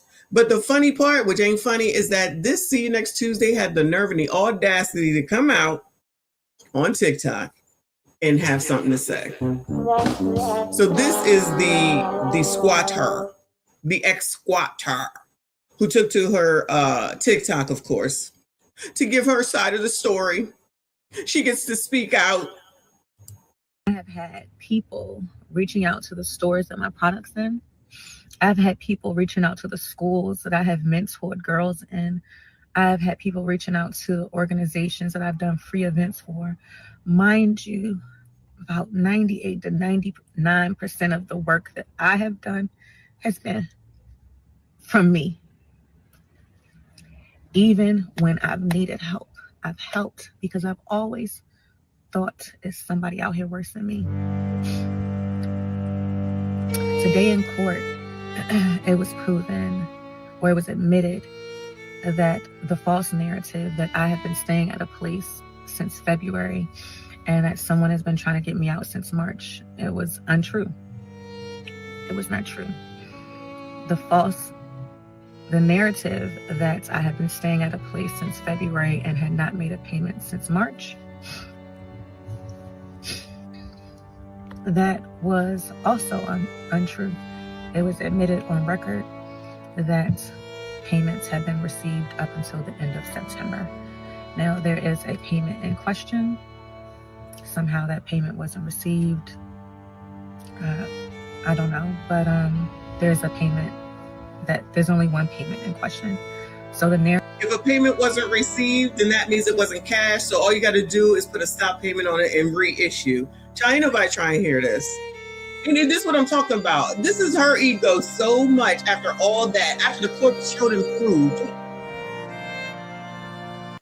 After the court showed and proved that you're full of shit and that you're a squatter and that you're a thief, now you're going to come out here and play victim. It's not my fault. You just don't understand, child. If the person was white, you know damn well she'd be crying racism. All the work that I do, everything I do in the community, child, pay your fucking bills. That's all you need to do. Pay your shit. Never going to admit anything done wrong. It's always somebody else's fault. Blah, blah, blah, blah. Wash, rinse, repeat. Same old shit, different biatch, child. I said that I have been staying at a place since March and not making any payments. It was untrue. Documentation was provided that showed that I did not initiate the switching from Airbnb to direct payments to the owner in some scheme to circumvent a process that wasn't the case. Those direct payments were sent, those direct links were sent willingly. Not only willingly, but they were initiated by the other party.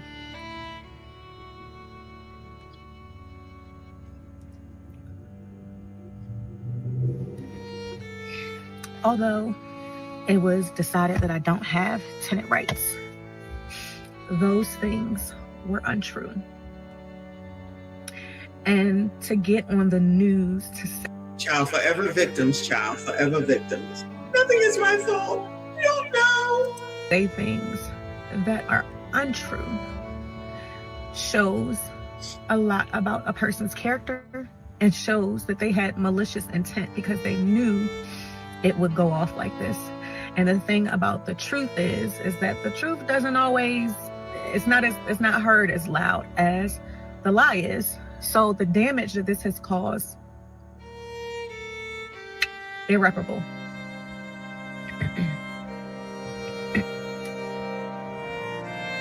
I'm gonna take some time away because, as I said, this has been the hardest. Everything that I do with my business, I do it with love. Everything I do with my nonprofit, I do it with love. You got a nonprofit, y'all. They've been doing so well lately. And I can't do either right now with the amount of pain that is in my heart. Lord, help your people. To those who waited to make their judgment, to get the facts that the shit just wasn't true. Thank you. To the people who made their decision and left comments, the people who know me or have known me, fuck y'all. And y'all wouldn't say it to my face.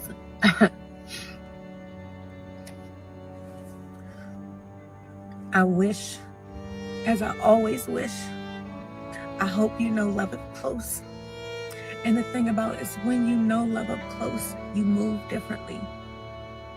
You don't move to find things about somebody and break them down. You don't do that. The nerve. Don't make fake pages and fake numbers to harass people. You don't do that when you're moving with love and when you know love up close. And because I know love up close, I know I will be okay. I might not be okay in this moment, but I will be, because I have some people who will make sure that when I'm too deep in the trenches, they pull me out. That's all I got. Girl, you can keep all that shit. Girl, you can keep all that shit. Oh, now I'm moving in love. I know. Oh my God. Now listen, people sitting up here making fake accounts and trying to harass her. No, there's no need to do all that, right? Fuck her. Okay? Because if after all this notoriety, anybody goes and rents to her, I mean, now granted, she could go across the world or across the United States and nobody over there knows her. But this is why there needs to be more for landlords, so that you don't have biatches like this and the people from that last segment where they was, all DRUG users and all this other foolishness. Everybody just thinks, oh, you're a landlord, you got a lot of money. Fuck y'all, you don't know what you're talking about. And even if we did, it's not for you to decide where it needs to be spent. All this pocket watching needs to stop. All this pocket watching needs to stop. Open up your own shit. Do it yourself. Get your own fucking house. How about that? Get your own house. Get your own Airbnb. Don't you love how people that ain't got shit always telling somebody else how they should run shit? The all damn audacity. I don't have no sympathy for her. She ended up on the street. Fuck her. She didn't care about them people in their houses. She didn't care about their children. She didn't care about their mortgage. She didn't care about what they could or could not afford. Not one damn bit. Nor all the other people that she done this to. You are a loser. Nonprofit, I own a business? Girl, you should have kept that on the cutting room floor. You sound more crazier than what you look like. I don't give a fuck that she's a black woman. She didn't give a fuck about that black woman and her fucking husband and their family. I don't give a fuck about her. Not that I did beforehand. Because enough tenants, quote unquote, know how to play this dumbass squatter game. They know how to play this squatter game, and she know more than most. She didn't give it no F's. So I'm not sure why people be like, oh, you shouldn't act like that. I'm going to act like I'm supposed to act. She shouldn't act like this. What she should do is grow the fuck up. You know, child, hold on. That's why we have this daggone thing, because that's who she is. We like free stuff. So we came out here to get all this free stuff. But then the call saying, you can't get the free stuff. What? Because the people want to take it. And how y'all gonna take some stuff that ain't even yours? It's free.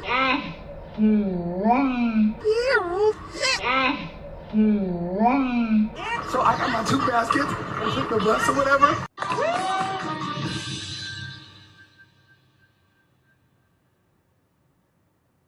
Wait a damn minute. We get down here, we get some free stuff. We're already in a recession. Times are hard. Why not just let us get the items and invest and be okay? We are Black women. We care about our crown. Why not give back to the community and let us get the product? The tools, any other eviction. He's wanting shit for free. Don't nobody want to work for shit. All right. So Airbnb has something to say. It says that they were tracking this whole story and they had a response. So I don't know if this is before or after the verdict, but let's hear what they got to say. Y'all hit the like button for me. Subscribe if you are new. Appreciate y'all. Tonight, 7 News on your side, continuing pressing DC leaders if they plan to change any laws to help prevent squatting. Our exclusive reporting getting results for a Northeast homeowner who now has her home back from that squatter. 7 News Washington, D.C. reporter Felicia Ashley joining us live now with the changes. Felicia Ashley making a name for herself. Shout out to her. People want to see. That's right. Well, people overwhelmingly expressed their disgust with the situation, as well as the process that it took to stop it. We were there as D.C. homeowner Roshane Douglas evicted her squatter, Shadija Romero. Our exclusive reporting getting thousands of comments from around the world, asking how this happened and what can be done to make sure it doesn't happen again. This commenter said, quote, now go to your city council and local government. We went right to city council and we also spoke to the mayor today. What has been your reaction to it? And do you think there needs to be some adjustments or reevaluations to some of the housing laws? Well, that's what I've been talking about for at least a year, is that we have to have a focus on people paying their rent and that the courts and our laws ensuring that people do that. Councilman Zachary Parker gave us this statement. Wow, that's a real help, Miriam. I feel like she was one of those people that are like, oh, we need to help the tenants. They need a place to stay.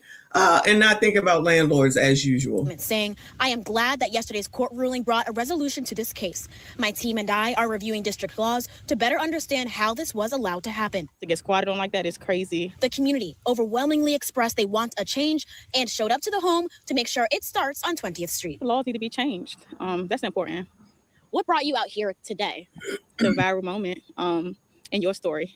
It's actually all over the world. You know that? It's like everywhere, not just in the DMV area, it's everywhere. She's on the whole business idea, like for real. I'm trying to put her out too. I think we all just trying to put her out. We all want her out. The whole DMV wants her out of this lady's home. Groups of onlookers invested in the story said they want to ensure everything is out and that taking advantage of community members stops. Whatever she need, I'm gonna help her get it out today. Whatever she need, right now today. Yeah, that's what I'm gonna do. So if she need, like, if she got a couple of people out here, and I'm just letting her know that she got the support. She need to get this stuff about this lady's house. You can see the infamous sign that has been hung on this home for some months now. The blank. Damn, they put that on there. Public notice on authorized occupant, no lease, no tip. Wow.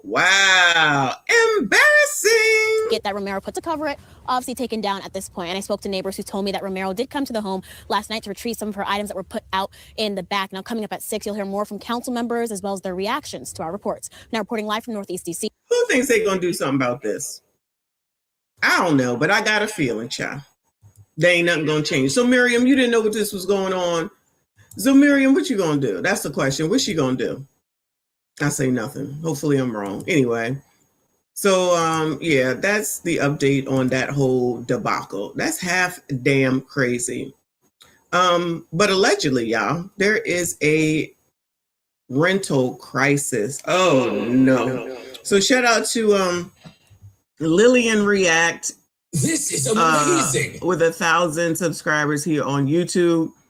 She has this video called America's Rental Crisis is Out of Control. Millions can't afford a place to live. Oh, no. Oh, no. Shout out to Do Better Fiend in the building. I appreciate you, hon. He said this is why you keep your crazy sisters, nieces, and ABCD nephews on standby. Allegedly, we do not condone violence around here. That's what I said. I said she lucky that these are people who have something to lose. When you're dealing with people that ain't got nothing to lose, it could be a completely different story. But everybody want to keep playing games, child.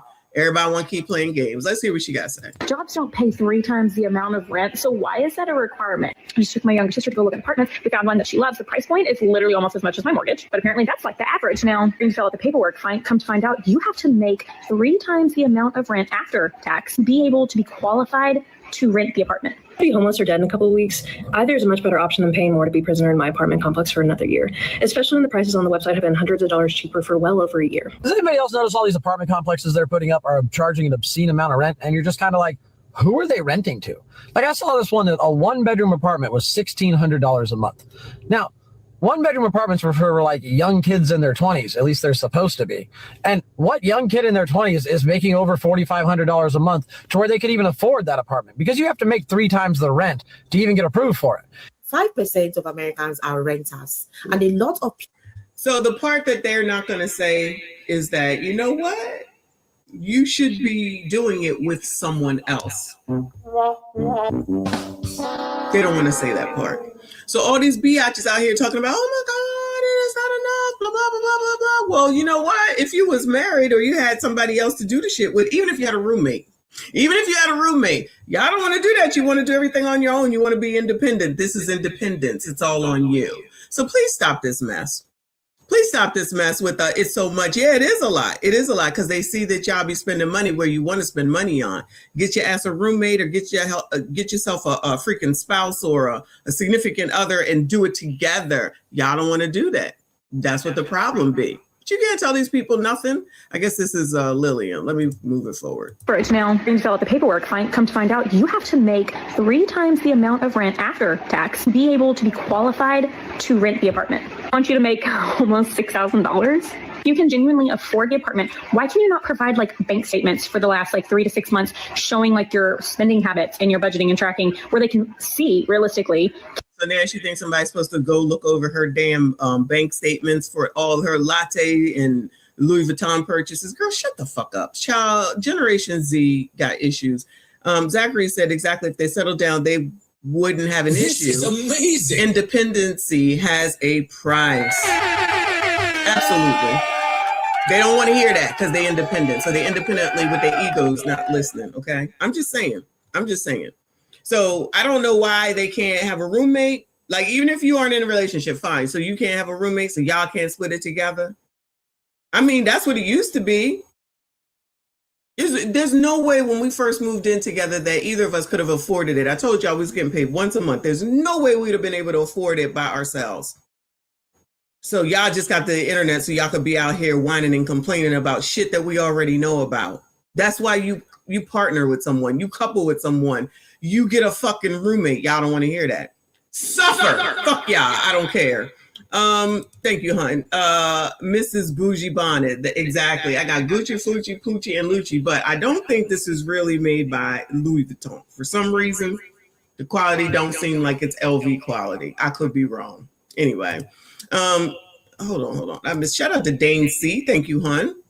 He said, salute Mrs. Hyena Slayer. Wait, Michon has joined the Bonnet Gucci gang. Say it ain't so. Yes, I have. I'm all in all my pajamas today. My robe, my bonnet. I just got this one. Then I got a Gucci one. And then I got other stuff. But anyway, shout out to the Asians. Child.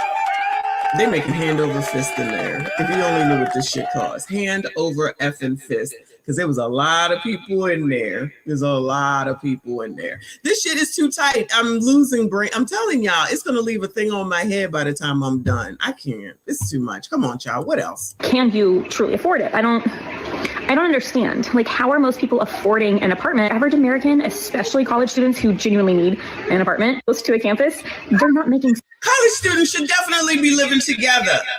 You know how they don't know nothing about finance or money though, is because if you're getting a student loan and they over there paying for your college shit, you just think, oh, that's okay. They complaining about this. Can you imagine how much the freaking what is it called? Dormitories are costing. This is the problem right here. If these people are on campus paying for on-campus housing, it is astronomically more than fucking renting. Kiss my ass. These people are crazy. These people are crazy. Go and find a fucking roommate and shut the fuck up. $72,000 a year. Make it make sense. So I'm currently on the apartment hunt for a 2-bedroom, 2-bath apartment. And my budget used to be like under $1,500 because I was trying to save some money and pay off my student loans while like paying for rent. And it got me nowhere because now I have to move out of this apartment because it's not well maintained and I need a new apartment. What's frustrating is to then move into a newer apartment that you guarantee are not going to have problems at is like $1,800, $2,000, which is like insane to pay for an apartment while in grad school to guarantee that I'm living in safe conditions. Like, I just don't understand like how this is possible. How are people doing this? So why do I choose to live in a hotel and not go out and rent an apartment? Well, first of all, call me a little crazy, but isn't a hotel pretty much a mini apartment complex? I mean, it kind of has the same structure, the same layout. I kind of look at it like they're mini apartment complex. Child, whatever works for you. I ain't no way. We don't need 2 bedrooms. I mean, honestly, it's me and my hubby. Sure, I could have went out and rented an apartment as long as I had 3 times the proof, 3 times the amount of their $1,600 a month rent, and then I had first and last month's rent, the security deposit, a background check, and the credit check. So, of course, after I hand them about $4,000, I could move on in, but then I would have to worry about utilities getting turned on. Power, water, trash, Wi-Fi. And no, I do not have to switch rooms every 28 to 30 days. Yes, I can get my mail here. And yes, if you have pets, you can bring them. It's going to be a pet fee unless it's a service animal. So yes, this hotel is pretty much my mini apartment. And it works for us. Does anybody else notice all these apartment complexes they're putting up are charging an obscene amount of rent? And you're just kind of like, who are they renting to? Like I saw this one, that a 1-bedroom apartment was $1,600 a month. Now, 1-bedroom apartments are for like young kids in their 20s, at least they're supposed to be. And what young kid in their 20s is making over $4,500 a month to where they could even afford that apartment? Because you have to make 3 times the rent to even get approved for it. And the 3 bedrooms are going for like $2,500 plus. And I'm just like, who the hell can afford that? Like, I make way more money than your average American.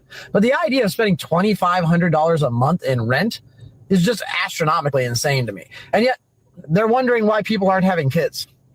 But my question is, why do they keep building these apartments when there's no way in hell they can rent these apartments out? Like, there's no way these apartments are at full capacity.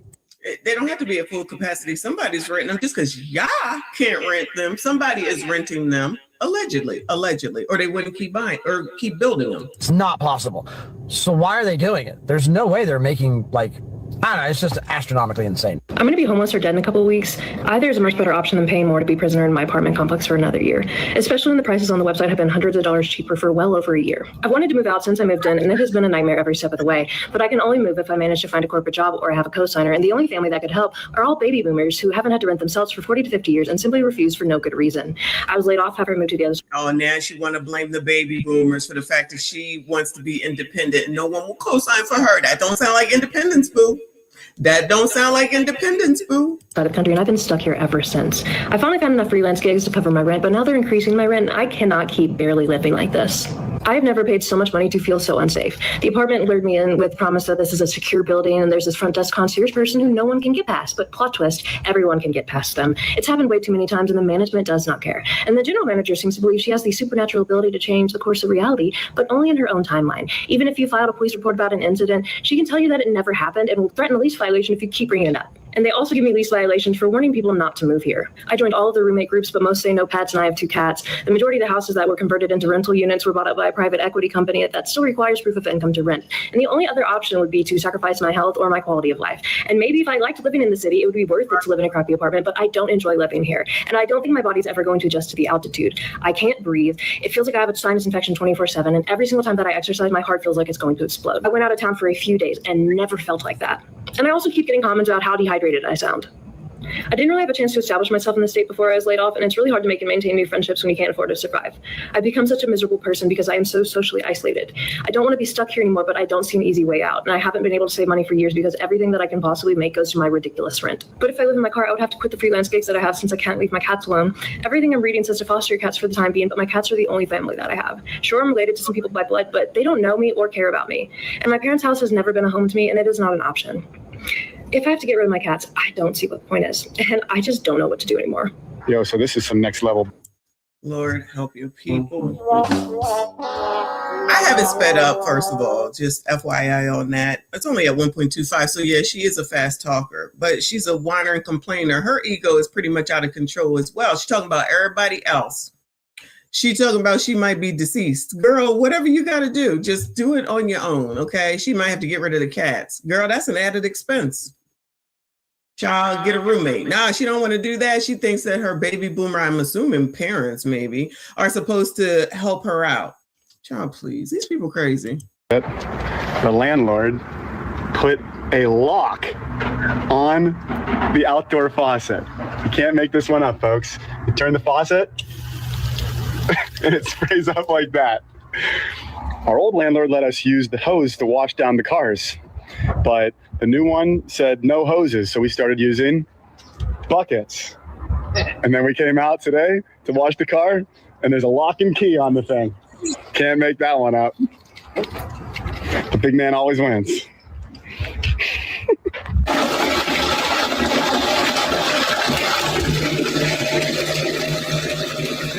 And many of you. I bet if the water was in his name, though, he wouldn't be worried of doing all that.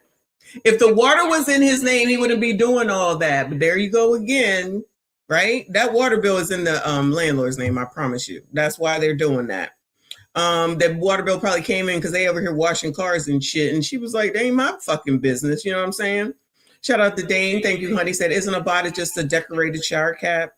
I guess it could be, but this is not plastic, so that's not going to work. But, child, I don't know how they breathe. My brain is killing me right now. You know, I always talk shit and brag about how cheap my rent is. On one of my videos in the comments, I couldn't reply to it for some reason. But someone was like, how are poor people supposed to live? And then somebody responded to their comment and they were like, get an RV like she said. And the person said, that's very expensive. And yes, you're right, but I just want you to think of it like this. So I got my RV on Facebook Marketplace for under $10,000. Now, if I were to be renting an apartment for a full year, so for 12 months, we're going to do some quick math here. So if I was renting an apartment for 12 months and let's say the rent is $1,000, okay? So what's 1,000 times 12? Yep, that's $12,000.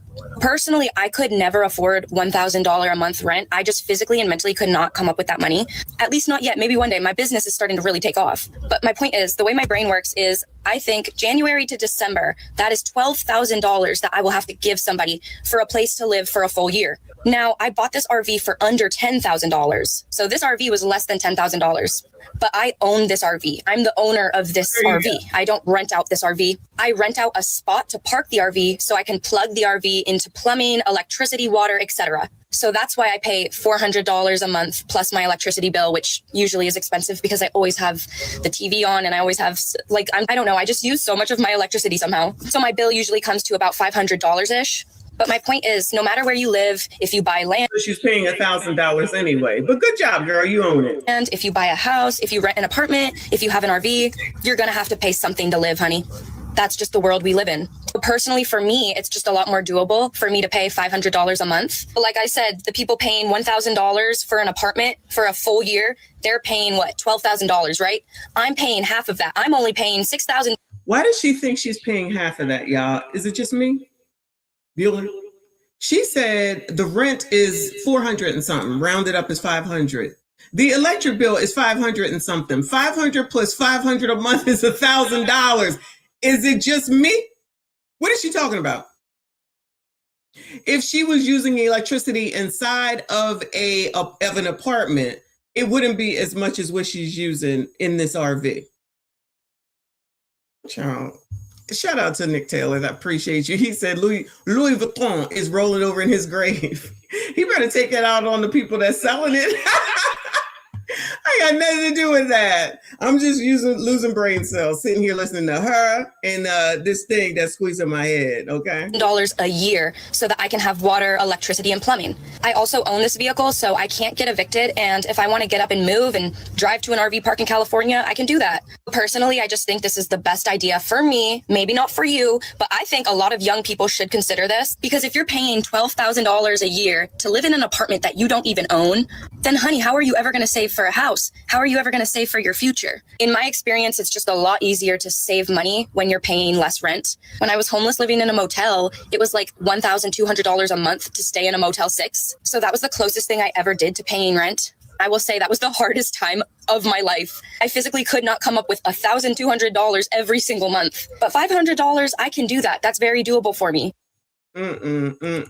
Nope. She said 400 and some is the rent space because she has to rent to sit this RV down. And then she said her electricity is 500 some odd dollars because she always has stuff on. That's $1,000 right there, if not more. But, you know, like y'all say, I think it might be girl math. Like, whatever she say.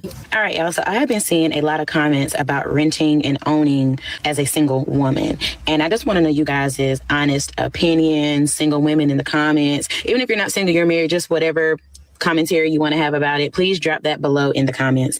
I have been seeing a lot of people talk about this, and a lot of women, especially single women, they're saying that being a homeowner is not for the weak. You know, all the things that come with being a homeowner, and now you have to be the lawn care person and all of that stuff, and you have to be the maintenance person, and they feel like it's just not worth it. They would rather do a townhome or a condo. It seemed like home ownership used to be the goal. Like, it seems like that used to be the goal, and that was the one thing that everybody was like reaching for. And I don't know if it's the economy now or like, I don't know, but it seems like that's just not the goal anymore. All right, I'm tired of listening to them, but you know that there's a what is it called? A news program out now talking about how people aren't buying a house until they're 40 years old, and that's like dastardly or something like that. I'm not sure why the correlation of being with someone else, they can't see that that's actually what most of the issue is. You can't sit up here and complain. You can't sit up here and talk about being independent and single. You can do it on your own and then get mad and upset because you're independent, what you asked for, and then you have to do it on your own. And now you're mad. And now you want to blame it on everybody else. No, that's you. This shit is expensive. And the funny part about it, because people used to talk about this a long time ago, is that specifically they was talking about Black people. Let me go here. Is that if we're together, then there's only one rent, one cable, one, water bill, right? One whatever, because it's all combined in the same place. If they have you separated, then you got to pay all of that and you got to pay all of that. So they're making more money. And since all of y'all keep talking about this consumerism, y'all are contributing to all these people making all these profits because y'all want to be independent. And now you're coming in with all these ways, all these ways to try to act like you're doing it all on your own. And you're just telling on yourself. It's not working. But you want to keep thinking, your ego is allowing you to think that you're doing something. Just like the last girl thinking that she's doing it because she's paying half of the amount of an apartment. And she's not. Honestly, at the end of the day, she's probably paying more. Honestly, at the end of the day, she's probably paying more. Because if she moving, the lot rent's going to change. If she moves, the lot rent going to change. And a lot of people over the years, that I have seen, they will change the lot rent, or they'll get rid of that complex so you can't even stay there no more. And then other people will say, okay, well, this is what it was, but now we're raising it. We've even covered a few of those stories where they've raised the lot rent to these prices. So she acting like she thinks that can't happen. So what happens when they come through? Just say, child, leave me alone. What happens if/when the lot says we raising the rent, or we raise the lot rent to, say it's $700. Oh my God. And you still got to pay your $500 to $600 on your electricity and whatever the hell else you got to pay. Then what? Then God forbid if something happened to the RV. I'm not wishing nothing on her. I'm just saying, I don't think that people think this far ahead, especially biatches. And she a Gen Z. She definitely ain't thinking that far ahead. And Reaper just said, and the gas. She gonna ride to California, girl. Ride on down to California. Good luck to you, because the gas is expensive out there, right? So then if you got to take that into account as well, she probably, odds are paying more than what it costs to pay that $1,000 a month for the one bedroom. These people don't think. These people don't think shit through. Don't listen to nobody. They swear they know everything. And then someone will listen to her off of that TikTok and be like, yeah, she's right. I'll do the same thing. Then go get some RV that's used. I don't know nothing about RVs, y'all. I don't know nothing about RVs or trailer parks or none of that, except I don't want none of them, right? She's not getting them one of them RVs where the older people that I have ever known, where it's all long and nice and they hitch it on the back of the truck and they can drop it wherever and they do vacations in it and stuff like that. I'm pretty sure that's not what she's talking about. So it probably could need some repair because that's all yours and anything goes wrong, just like in a home, you responsible for that. She ain't got to none of that yet. But you can't tell them nothing, child. Keep TikToking it up. We'll keep talking about you. Anyway, I'm tired of listening to these biatches. Let me do some crime before I get on up out of here, child. Let's go over to Houston. Shout out to Texas. Behind the social media post, Houston philanthropist arrested in alleged oh no. Not in a real estate scheme. Oh no. Well, new at 10 tonight, a Houston-based influencer who runs a nonprofit that feeds the homeless has been arrested. When she's not running. Nonprofits are a problem, in my opinion. Nonprofits seem to be a problem, y'all. The nonprofit at a Christian clothing boutique. Houston police say she's been running a real estate scheme. KPRC 2 News reporter Bryce Newberry has the allegations you'll see only on 2 tonight. Her real estate license has been suspended for years, according to state records, but Houston police say that didn't stop her. And in some cases, it meant people with criminal records got into homes they otherwise couldn't have. On Instagram, she's known as Rosemary Tucker, the billionaire, posing next to city and state leaders for nearly 100,000 Facebook followers. Another day that we are blessing the block with hot meals. And documenting her philanthropy, feeding the homeless. Reaper, do you know this woman?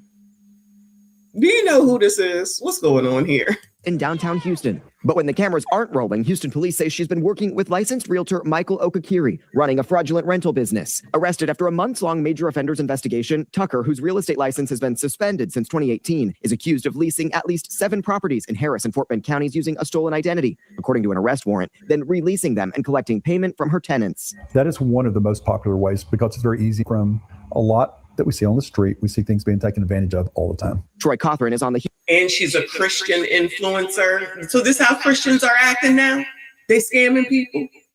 I wonder, I ain't even gonna ask, we'll wait. Houston Association of Realtors Board and says landlords should be cautious and look at 2 years of an applicant's history. So no matter how good it sounds, you've got to take some time to investigate it. If you get the wrong person there, it can cost you thousands of dollars that you may not have to spend on things that you took a shortcut on. In addition to the nonprofit Hoodies for Healing, Tucker runs a Christian apparel shop called Blesties Boutique. But we came by the address listed in multiple... Oh, Blesties Boutique. Nice, nice. Support Black businesses. Support Black businesses. Dollars that you may not have to spend on things that you took a shortcut on. In addition to the nonprofit Hoodies for Healing, Tucker runs a Christian apparel shop called Blesties Boutique. But we came by the address listed in multiple places, including in court documents, and it actually appears to be a massage parlor. Neighbors say the business has been gone for months. The only sign of it is this banner still on the back of the building. Tucker allegedly used some of the fraudulently earned money to pay bills for the boutique, investigators say, out of an account that averaged more than $112,000 coming in every month, many of the deposits appearing to be rent payments. Come out, baby. Come out, baby. We standing in the presence of Jesus. One day after posting an $85,000 bond, video posted on Facebook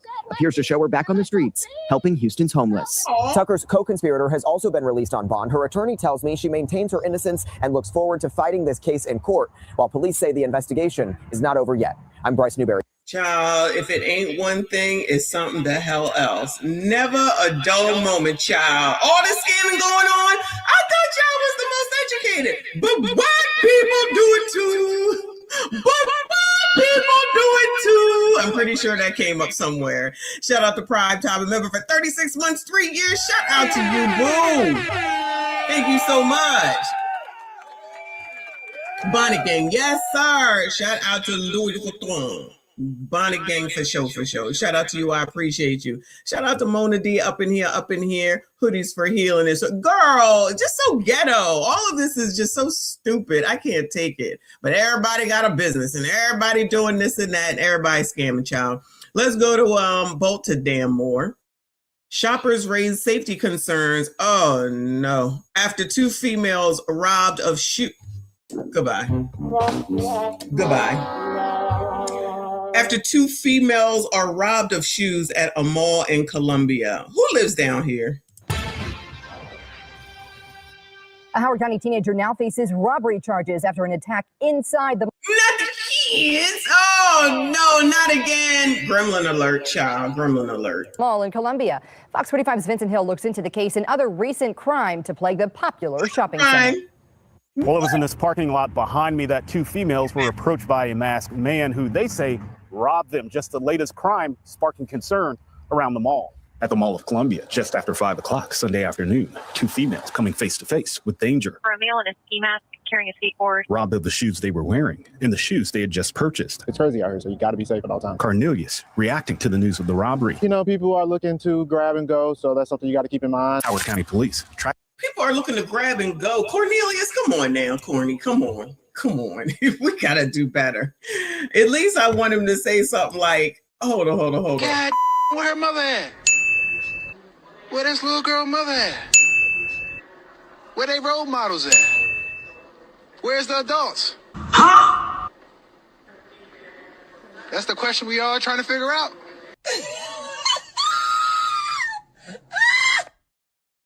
Not grab and go. Not grab and go. I'm going to come over here. I'm going to find them. I want your shoes and the shoes you just bought. Like, I want to know what they had on. Did they had on some Louis Vuitton shoes or something? What shoes they had on? Wearing and the shoes they had just purchased. It's crazy out here, so you got to be safe at all times. Cornelius reacting to the news of the robbery. You know, people are looking to grab and go, so that's something you got to keep in mind. Howard County Police tracked that suspect, 19-year-old Isaiah Battle, after they say he then started a fight at the food court inside the mall, charging him with robbery and assault. The robbery. Child, Generation Z, I'm assuming that's still Z. They ain't got the sense of, so you went and you robbed, and then you stayed, and then you caused a ruckus, and then you got... Y'all can't even criminal right.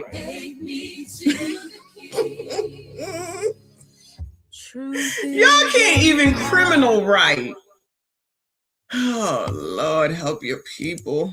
Robbery, the latest crime on or near mall property. Back in February, 2 teens were shot and killed outside the mall. Police later arresting 18. Who's responsible for this? Who is responsible for Bueller? Whose child is this, Bueller? Whose gremlin does this belong? Who claimed this gremlin? Look at this hair. What I tell y'all? Stay away from this hair. 19, 18? Child, what happened to getting a job in the actual mall? What happened to working at McDonald's? What happened to working at Wendy's? What happened to working at Cinnabon? Shout out to the racists at Cinnabon. No, she ain't there no more. So just grab and go, like the Music Man said. Corny said, grab and go. It's not funny. Shout out to Baltimore Moore. 18-year-old Edmondson Zaya. And last July, 17-year-old Angelo Little was shot and killed inside the mall. Oh, no. Wait. What is going on? Back it on up. Charging him with robbery and assault.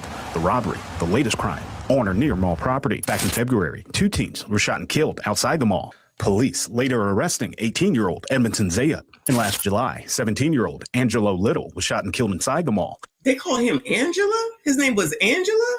Edmondson Zaya. And last July, 17-year-old Angelo Little was shot and killed inside the mall. After a months-long search, police arresting 18-year-old William Marsh. Child, this child looked like he third damn team. This child looked like he third damn team. Whose fault is this? Is it white supremacy's fault? Yeah. Is it white supremacy, discrimination, and racism? I be confused. Y'all tell me. What is it, Bueller? What is it? How come y'all's kids, not y'all, you know what I'm saying? How come y'all's kids are out here wilding the fuck out and ain't nobody sounding an alarm about it? We the only ones that be talking about it. Not just us, but over here be talking about it. Y'all just let it go. Y'all just be letting it go, and then you mad because we talking about your fucked up kids doing fucked up shit to people that look like them. This is amazing. Look like them and don't give a care in the world, and ain't no Ben Crump or Al, and then none of them, NAACP, Urban League, and none of them coming down there to say nothing, do nothing to help y'all out. But don't worry about it, because Trayon is down there somewhere, allegedly, someone like him in this area. And I'm sure Duke is helping with Monzi and the other Safe Streets Streets don't seem safe. Could be just me. Shout out to Bryn Mawr, but the streets just don't seem safe. Child, this is what my dad said. Stay out of the Horseshoe Casino. He said they'll follow you home and kill you. Over $20. I believe it. I believe it. Ashley Foot up in here. I see you. I appreciate you. Boo, he said, I feel bad for those who had their shoes stolen. Oh, I should take this moment to announce the grand opening of Ashley's Athletic Shoe Store. Now open at the mall. For the holiday season, just in time for the holiday season, child. Are you selling Gucci, Fucci, Poochie, or Lucci brand shoes? That's all I need to know to match my bonnet. Come on, child. It looks like he's 13 damn years old. Houston, we don't have a problem. Not Houston. Houston, we don't have a problem. This is all good. We just gonna let it go. Not a problem. No big deal. Then as soon as they say, you're going to jail, to be like, no, that's not fair. It's because he's black. Marshall III for that shooting. Princess, who works inside the mall, surprised by the recent robbery. That's crazy. Yeah, I was working Sunday. Yeah. What time did this happen? About 5:15. At PM? That's crazy. I didn't know that. Back in April, in response to those shootings and other crimes, Howard County Police and the Howard County Executive Calvin Ball creating a new unit focusing on extra patrols around the mall with the substation inside the mall. But Prentice says it's not enough to cover everything. On that end of the mall, maybe, because most of the security is focused over by this bus I was just going to say, I see a main event. That's probably where the security be at. Area. Meanwhile, with shoppers expected to crowd the mall in the coming days, concern of what could happen next. If something goes off, how are you going to get out pretty quick? It's really unfortunate that we have to think this way and live this way, but it is our reality. Meanwhile, battles being held without bond on robbery, theft, and assault charges. He's due back in court next month at the Mall of Columbia. Vincent. I'm sure he'll show up. I guess he got out. Whatever. We can definitely say that this is what y'all voted for because they definitely re-voted Duke back in. Anyway. Moving on to another Baltimore story. Baltimore, because we're going to be on Doogie's ass. Baltimore grapples with violence amid several homicide investigations. Oh, no. Good evening and thank you for joining us. I'm Maxine Stryker. Baltimore police are investigating 3 homicides that happened less than 24 hours apart. Fox 45's Vincent Hill joins us live now with where the investigations stand as the city continues to praise a reduction in violent crime. Of course. That's right, Maxine. Well, the numbers may be down, but the reality for many is that nothing's changed when it comes to homicides. Are you allowed to say that, sir? Crime is down, but homicides aren't? Oh, no, that's not allowed to be said. Fox 45's Vincent Hill joins us live now with where the investigations stand as the city continues to praise a reduction in violent crime. Vince. That's right, Maxine. Well, the numbers may be down, but the reality for many is that nothing's changed when it comes to homicides. In Northeast Baltimore, emotions running high. A brawl just feet away from police and just feet away from the city's latest homicide. Oh, so you mean that the police presence is not deterring anything? Oh, I wonder why. Police say just that. How old do you think these people are? I need some new Uggs. Actually, I don't think I have any more. I don't know where they went. I need some Uggs. Shouldn't they be home with their parents? I guess not. In Northeast Baltimore, emotions running high. A brawl just feet away from police and just feet away from the city's latest homicide. Child, what does she have on? Is it not cold? Is it not cold out here? How old is this? 6 days old. They out here with... Sandra, didn't you just do this show? She just did this show about being half naked out here. Y'all let y'all kids do anything, and then y'all supposed to care about these gremlins. You know I don't. Fuck them. No empathy, no sympathy. Police say just after midnight Sunday, a 28-year-old man was shot multiple times near Hartford Road and died at the scene. The shooter still on the loose. That homicide comes less than 24 hours after 2 people were shot and killed inside this Carrollton Ridge home in a quadruple shooting. I've lost 2 brothers to gun violence, countless others to gun violence, and so I understand that it's... I ain't saying nothing. Plaguing our community. 2 others were left in critical condition. Again, the shooter or shooters on the loose. The first week into December, and the city is investigating 4 separate homicides, including this one from the 3rd. He advised that he saw No. gray Toyota Solera with a number one male that got out of the car, shot the person, and then. What the fuck is a number one male? You know what a number one male is? Shout out to shit. Blade, child. They're changing y'all's names and I can't keep up. A number one male is what they used to describe a crab. So I'm assuming that a number one male might be a black person. Oh no, is that racist? Is that racist? A number one male, which actually is the best crab, okay? Wow. Y'all, this is funny. Oh my God. The Dollar Tree don't stand a chance. 4 separate homicides, including this one from the 3rd. He advised that he saw a gray Toyota Solera with a number one male that got out of the car, shot the person, and then left northbound. Another homicide, another with no. Let me put that down. That's y'all's name. Hold on, number ones. Hold on. I can't let this go. Number ones. Number ones. Number ones.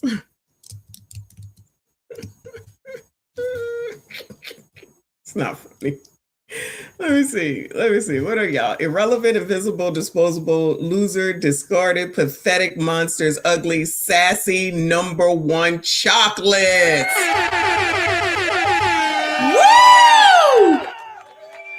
I wonder what else we could add to it. Lord help your people. No arrest, but at City Hall earlier this week. We have never in the history of keeping records of violence had numbers this low. The mayor praising it.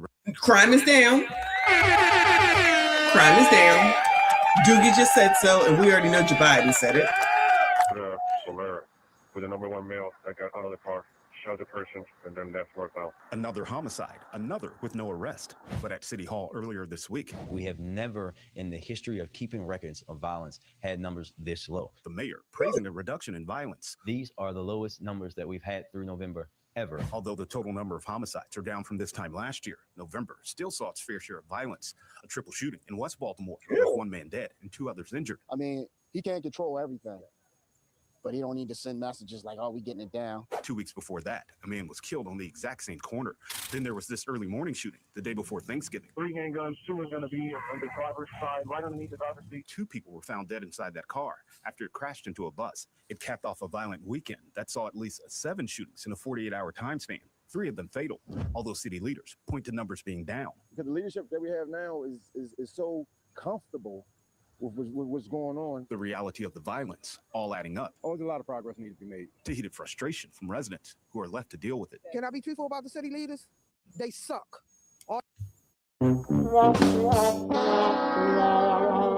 Now listen, she may not have voted for Dude, but I'm gonna go out on a limb and say she probably did. Allegedly. Enough of y'all overwhelmingly voted that man back in there. Y'all overwhelmingly voted that man back in there. And then the very next day, because we was on it, y'all, the very next day, they said, we living in a food desert. Child, shouldn't you have discussed that with Doogie before you reelected his ass?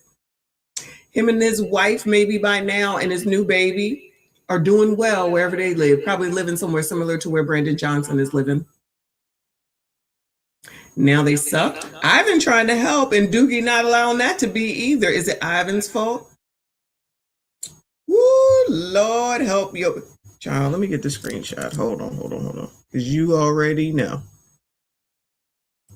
Y'all already know. All right, say it again, child. Say it again, Auntie. What's going on? The reality of the violence all adding up. Oh, there's a lot of progress needs to be made. To heated frustration from residents who are left to deal with it. Can I be truthful about the city leaders? They suck. All y'all want is money and don't want to do what y'all need to do. Y'all want people to vote y'all in the chairs. Do what the hell y'all supposed to do. Y'all still vote them in. That's the point right there. What are we? Hold on. No, she didn't just say that. Hold on. From residents who are left to deal with it. Can I be truthful about the city leaders? They suck. All y'all want is money and don't want to do what y'all need to do. Y'all want people to vote y'all in the chairs. Do what the hell y'all supposed to do. They don't have to do anything, man, because y'all will continue to vote them in. Again, like I just said, you just sat there and y'all voted and re-voted in Doogie. He's still saying crime's down. The numbers are down compared to last year. Does that make y'all feel safe? We remember 7 on Thanksgiving weekend. They over here stealing your shoes off your feet while you're trying to freaking unconsumerize. Anybody want to go to vote today and more? Shout out to Smoke and Talk.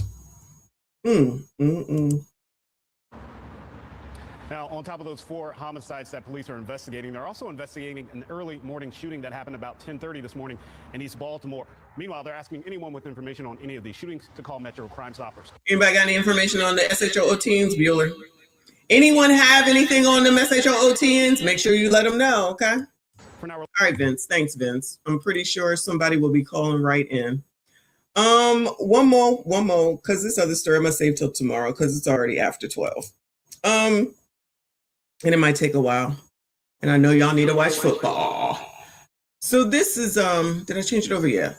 Neighbors say SHO teen that injured teens accused of stealing packages was way too much. Now, again, the criminals become the victims and the victims are the problem because they didn't allow the criminals to do what the criminals came to do. In case y'all didn't know, when the criminals show up, you let them do whatever they want to do or else you're going to be in trouble, allegedly.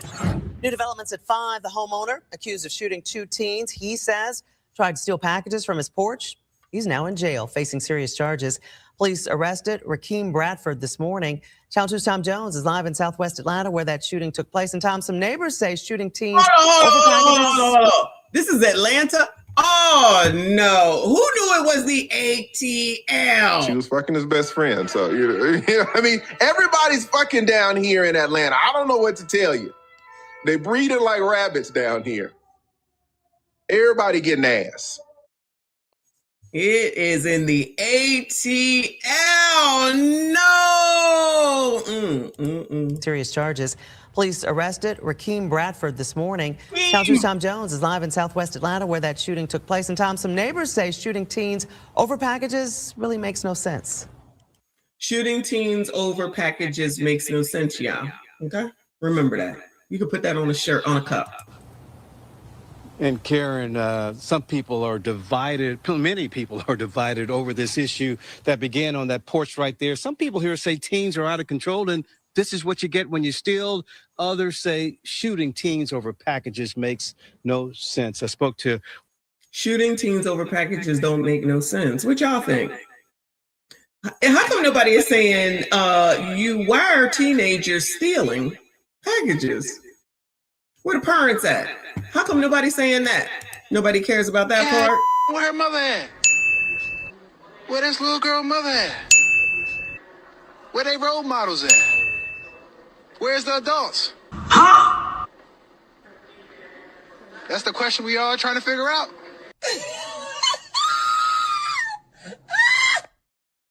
So where's the part, like Sandra just said, about the stealing packages is not what you should be doing? Because, if you're not there, then nothing can happen to you. If you're not doing wrong, then the odds are, let me rephrase it, the odds are that nothing will happen to you. But if you're in the process of doing something wrong where you had no business doing it, in a place you had no business being, doing something taking something that don't belong to you, and then something happens to you, that sounds like that's a you problem. Honestly, because don't take my shit. Stop justifying this bullshit where people are sitting up here. Let me rephrase. I'm talking about the kids. The gremlins are out here taking shit because they know nothing will happen to them. We've been talking about this since they changed this damn law. I forget if it was Baltimore or Chicago, saying that you couldn't prosecute or do anything with a kid under 16. Maybe it was 15, if I'm not mistaken. Then all of a sudden, all this crime started, and then they had to reevaluate that shit. So you have allowed these people to know and think that they can do whatever they want, whenever they want, with no consequences. And damn well their parents don't give a damn. It's a bunch of women for the most part. So just let all that go. Just shout out to Mr. Lewis. So the rest of us just got to figure out how to bob and weave. And then when we do something, shout out to 2A people. Then y'all want to act like it's a problem? Now, his story do sound crazy. I think they about to give his story, not this dude, the dude that did it, his story sound crazy. But y'all, I'm like, if you're not here doing wrong, then you can't get in trouble for the wrongdoing, right? I don't know why this is not the lesson in telling these MFers to keep your fucking hands to yourself. Carry your punk ass home, get a fucking job, and go buy what it is that you need. Instead, you got Cornelius talking about, you got to be paying attention. Fuck y'all. No, you got to start paying attention. Not corny, but the people that stealing shoes, and they're down to stealing shoes. one neighbor who told me she can understand Rakeem Bradford's frustrations. I can, but to shoot, I don't know. I'm gonna shut this shit down right now. Goodbye. I'm gonna shut this shit down right now. What is this? Let me get this picture right now. What is...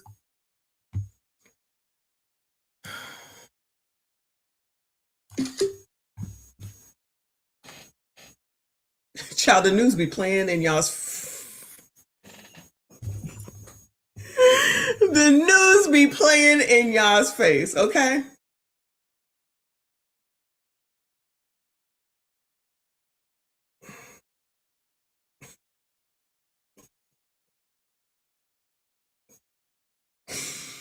Is this white supremacy, discrimination, or racism? Am I being a white supremacist right now because there's a black woman on screen with bluish green hair like she's a fucking Smurf? This is an adult. This is a whole ass adult right here. This is not a... I mean, she might be Generation Z because I don't think she might be pushing 30. Is this why y'all need the Crown Act so you can come into work with blue and orange hair or whatever the fuck these colors are? Blue and green hair?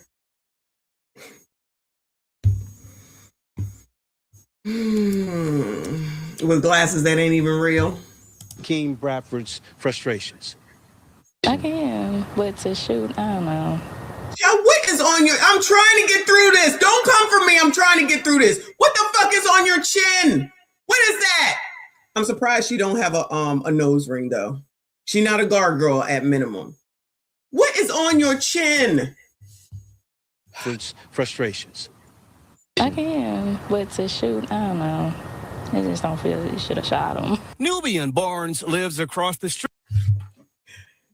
Goodbye. I'm done. I'm so fucking done. I can't do it. I can't do it. Let me puff up my... I'm done. This is... Look at this.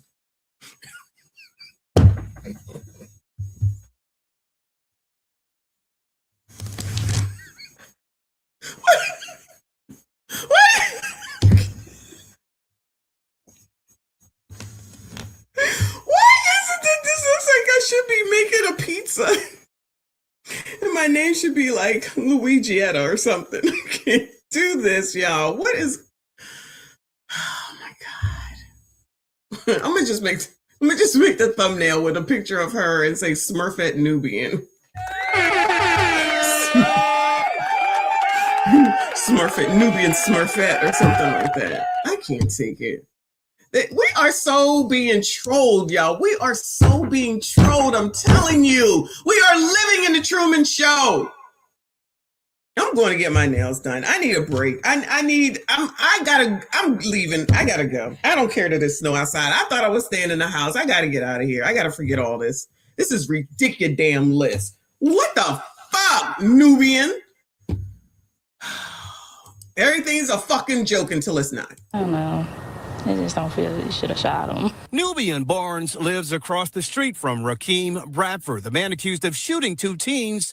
He says tried to steal his packages from his porch. She says the shooting was excessive and the teens could have been killed.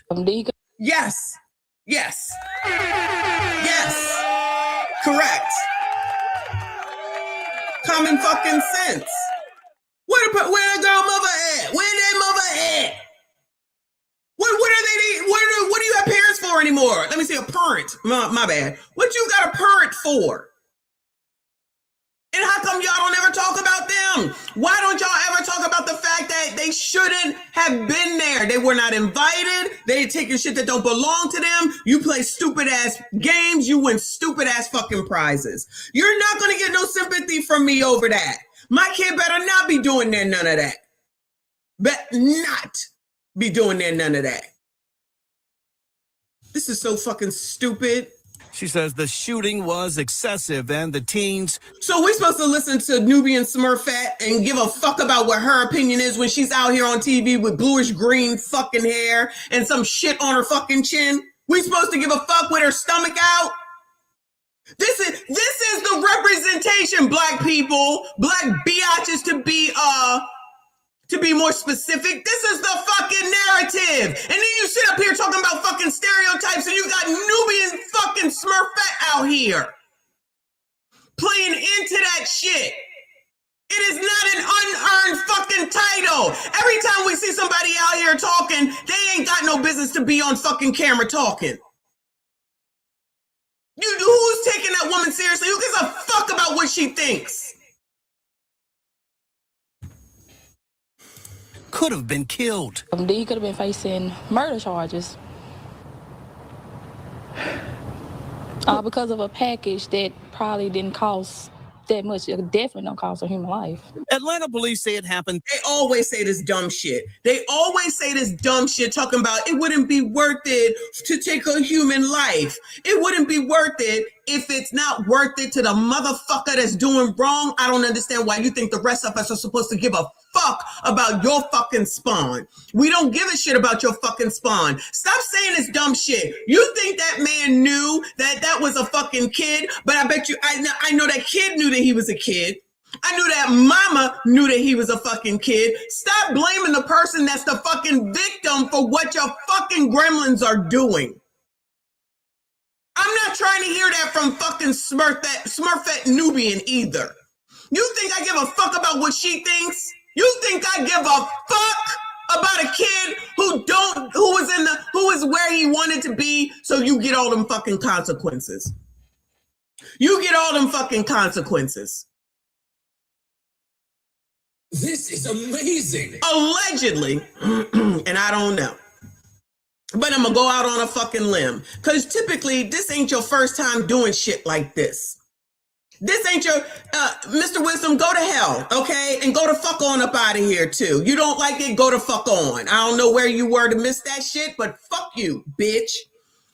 As far as Nubian Smurfette is concerned, and the fucking thief, tell that shit to their mama. Tell that shit to his fucking mama. This ain't the first time, allegedly. This is just the time that they got caught. And child, when they come back and they give the rest of the story, once they get all the information, I wonder if it will be more and more a long-ass list of former previous crimes, but wasn't held accountable to none of it. Y'all don't want to hold these gremlins accountable to shit, but you want the rest of us to feel sorry for them. Fuck them kids, okay? Fuck what is it? FDK. Fuck them kids, all of them. All of them. That's a yo mama problem, not mine. Because mine ain't doing that shit. You don't give a fuck about your kids? I don't know why y'all think that we're supposed to give a fuck about your kids. And yet again, when the crime is being committed, I love how the person that's being victimized is supposed to know that your kid is doing it. Ass fucking backwards, child. Ass the fuck backwards. Trey, thank you, boo. He said, you know these news stations do this on purpose to get views being petty. Shout out to them. Shout out to them. I love it. They like it. I love it. If they like it, I love it. Because Nubian don't give a fuck. The news programs definitely don't give a fuck. And the fact that I'm talking about it, motherfuckers will say that I'm the problem. I didn't even know Smurfette Nubian was going to pop up on this shit. But what I do know is that your fucking fucked up bastards are out here doing wrong. Teach your fucking kids, raise your damn kids, and teach them to leave shit alone that don't fucking belong to you. Amazing. You either give them money or you make them little motherfuckers get a job. Y'all are failing as parents. I'm sick of it. Y'all are failing as parents. Parents. Y'all are parents, not parents. Thank you, Romello. He said, Messi, we are on the wrong MFing earth. Excuse me. We are in the Truman Show, child. We in somebody's show. It must be Baddies Worldwide or something, child. The real life reality version. Thursday afternoon around 3:30 at the Villages of Cascade Townhomes. They say Bradford shot a 15-year-old boy in the foot. Child, this place don't even look like it's even the hood. It looks like a very nice place, so that's all the more reason. Probably somebody that lived there. It looked gated. Also human life. Atlanta police say it happened Thursday afternoon around 3:30 at the Villages of Cascade Townhomes. They say Bradford shot a 15-year-old boy in the foot. Police say he shot a second teen in the arm. Both. Sounds like he's a good shot. He need to come up here and give me more lessons, okay? Shout out to him. Good shot, sir. Taken to Grady Hospital, expected to survive. Bradford now faces 2 counts of aggravated assault and possession of a firearm during a felony. Some people said they are fed up with crime and out-of-control teens, and they understand Bradford's frustration. Others said the shooting went too far. That's crazy. To me, like, you call the police. That's what the police are for. It just so you call the police, and then somebody said earlier, when they decide to come into your house, then what? Now all of a sudden the colors are oppressor positive. I thought y'all wanted to defund the police. Now all of a sudden it's called the oppressor. You see how that go?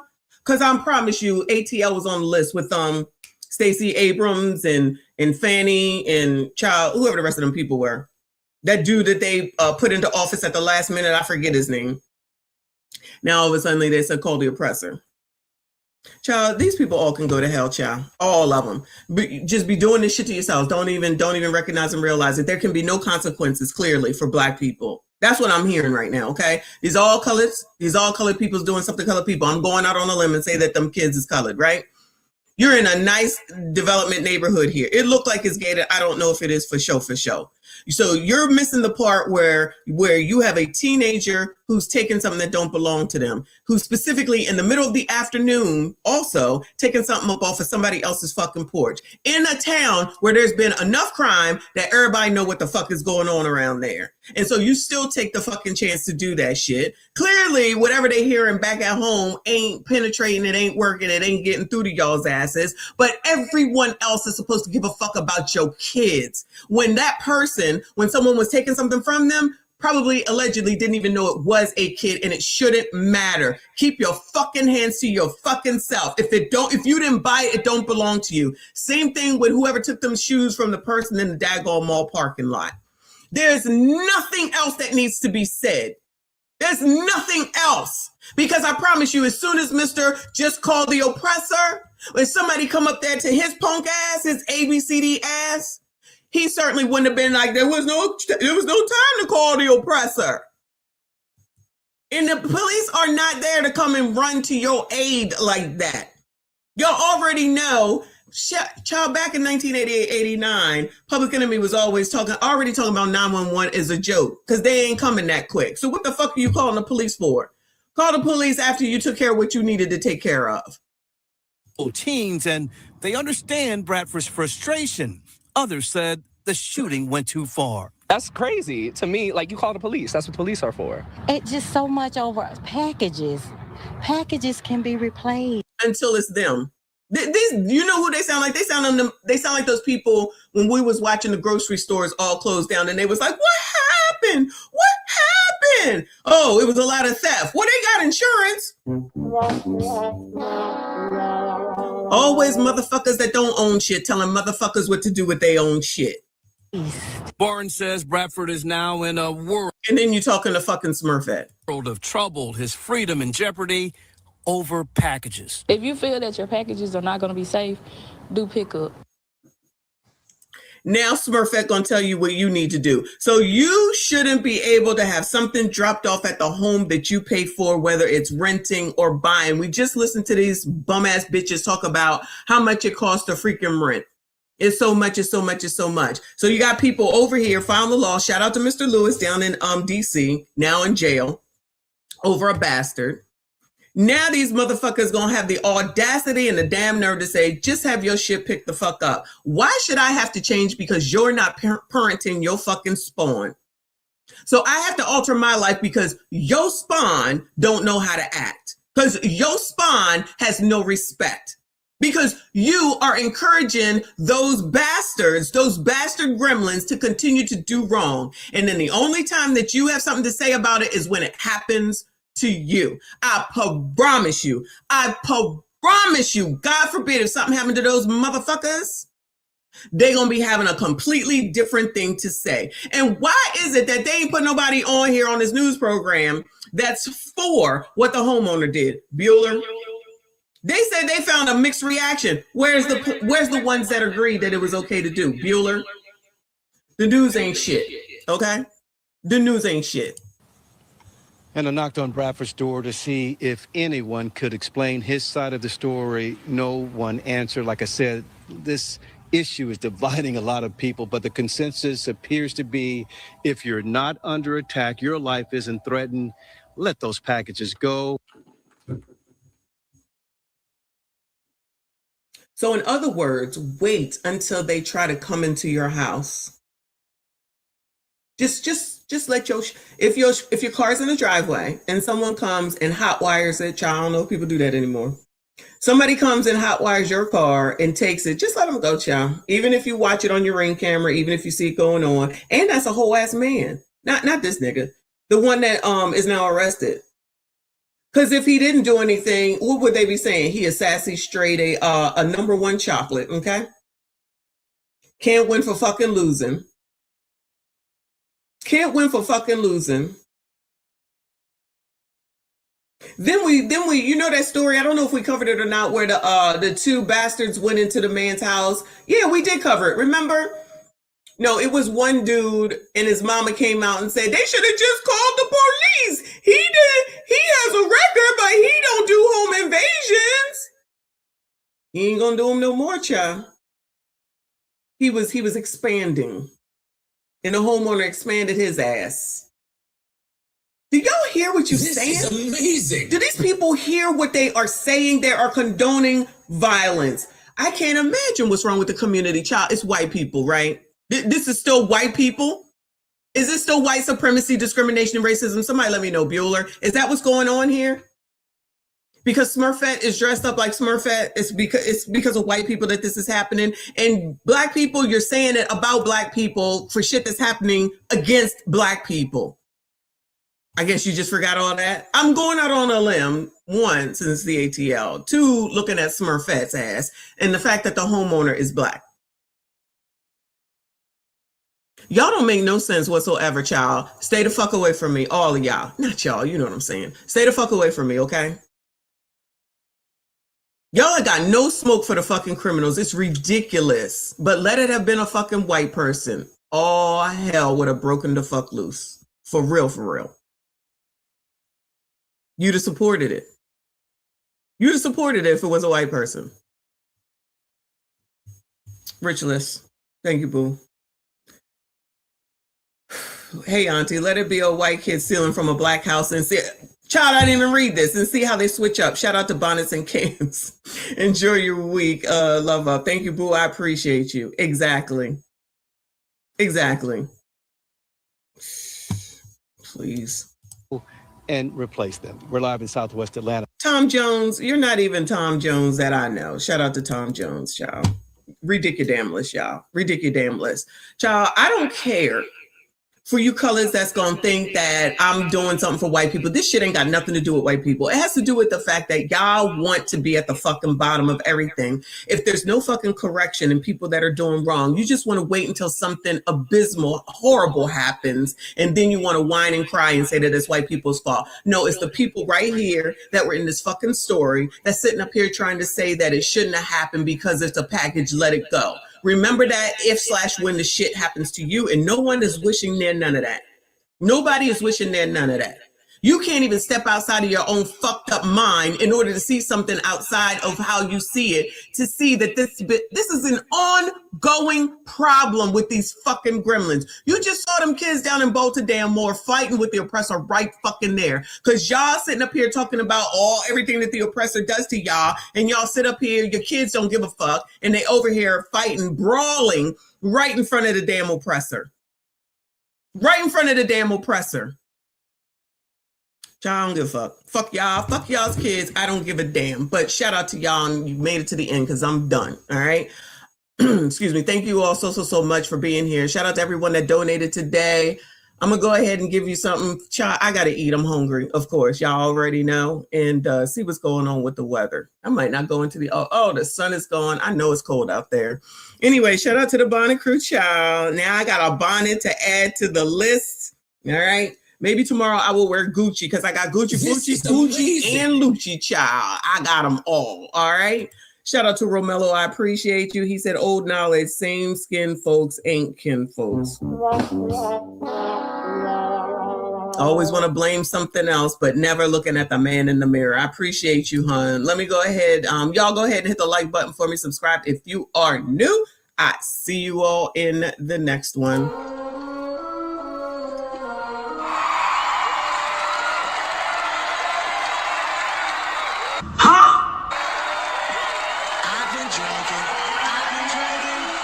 I beg your pardon.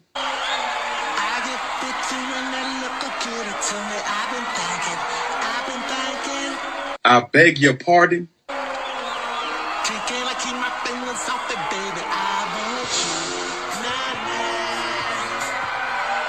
No. No.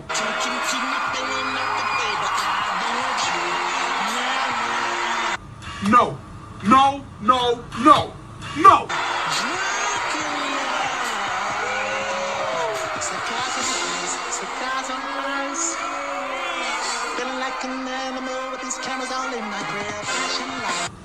Hell no! No! No! I refuse. No! Flashing lights. You got me better.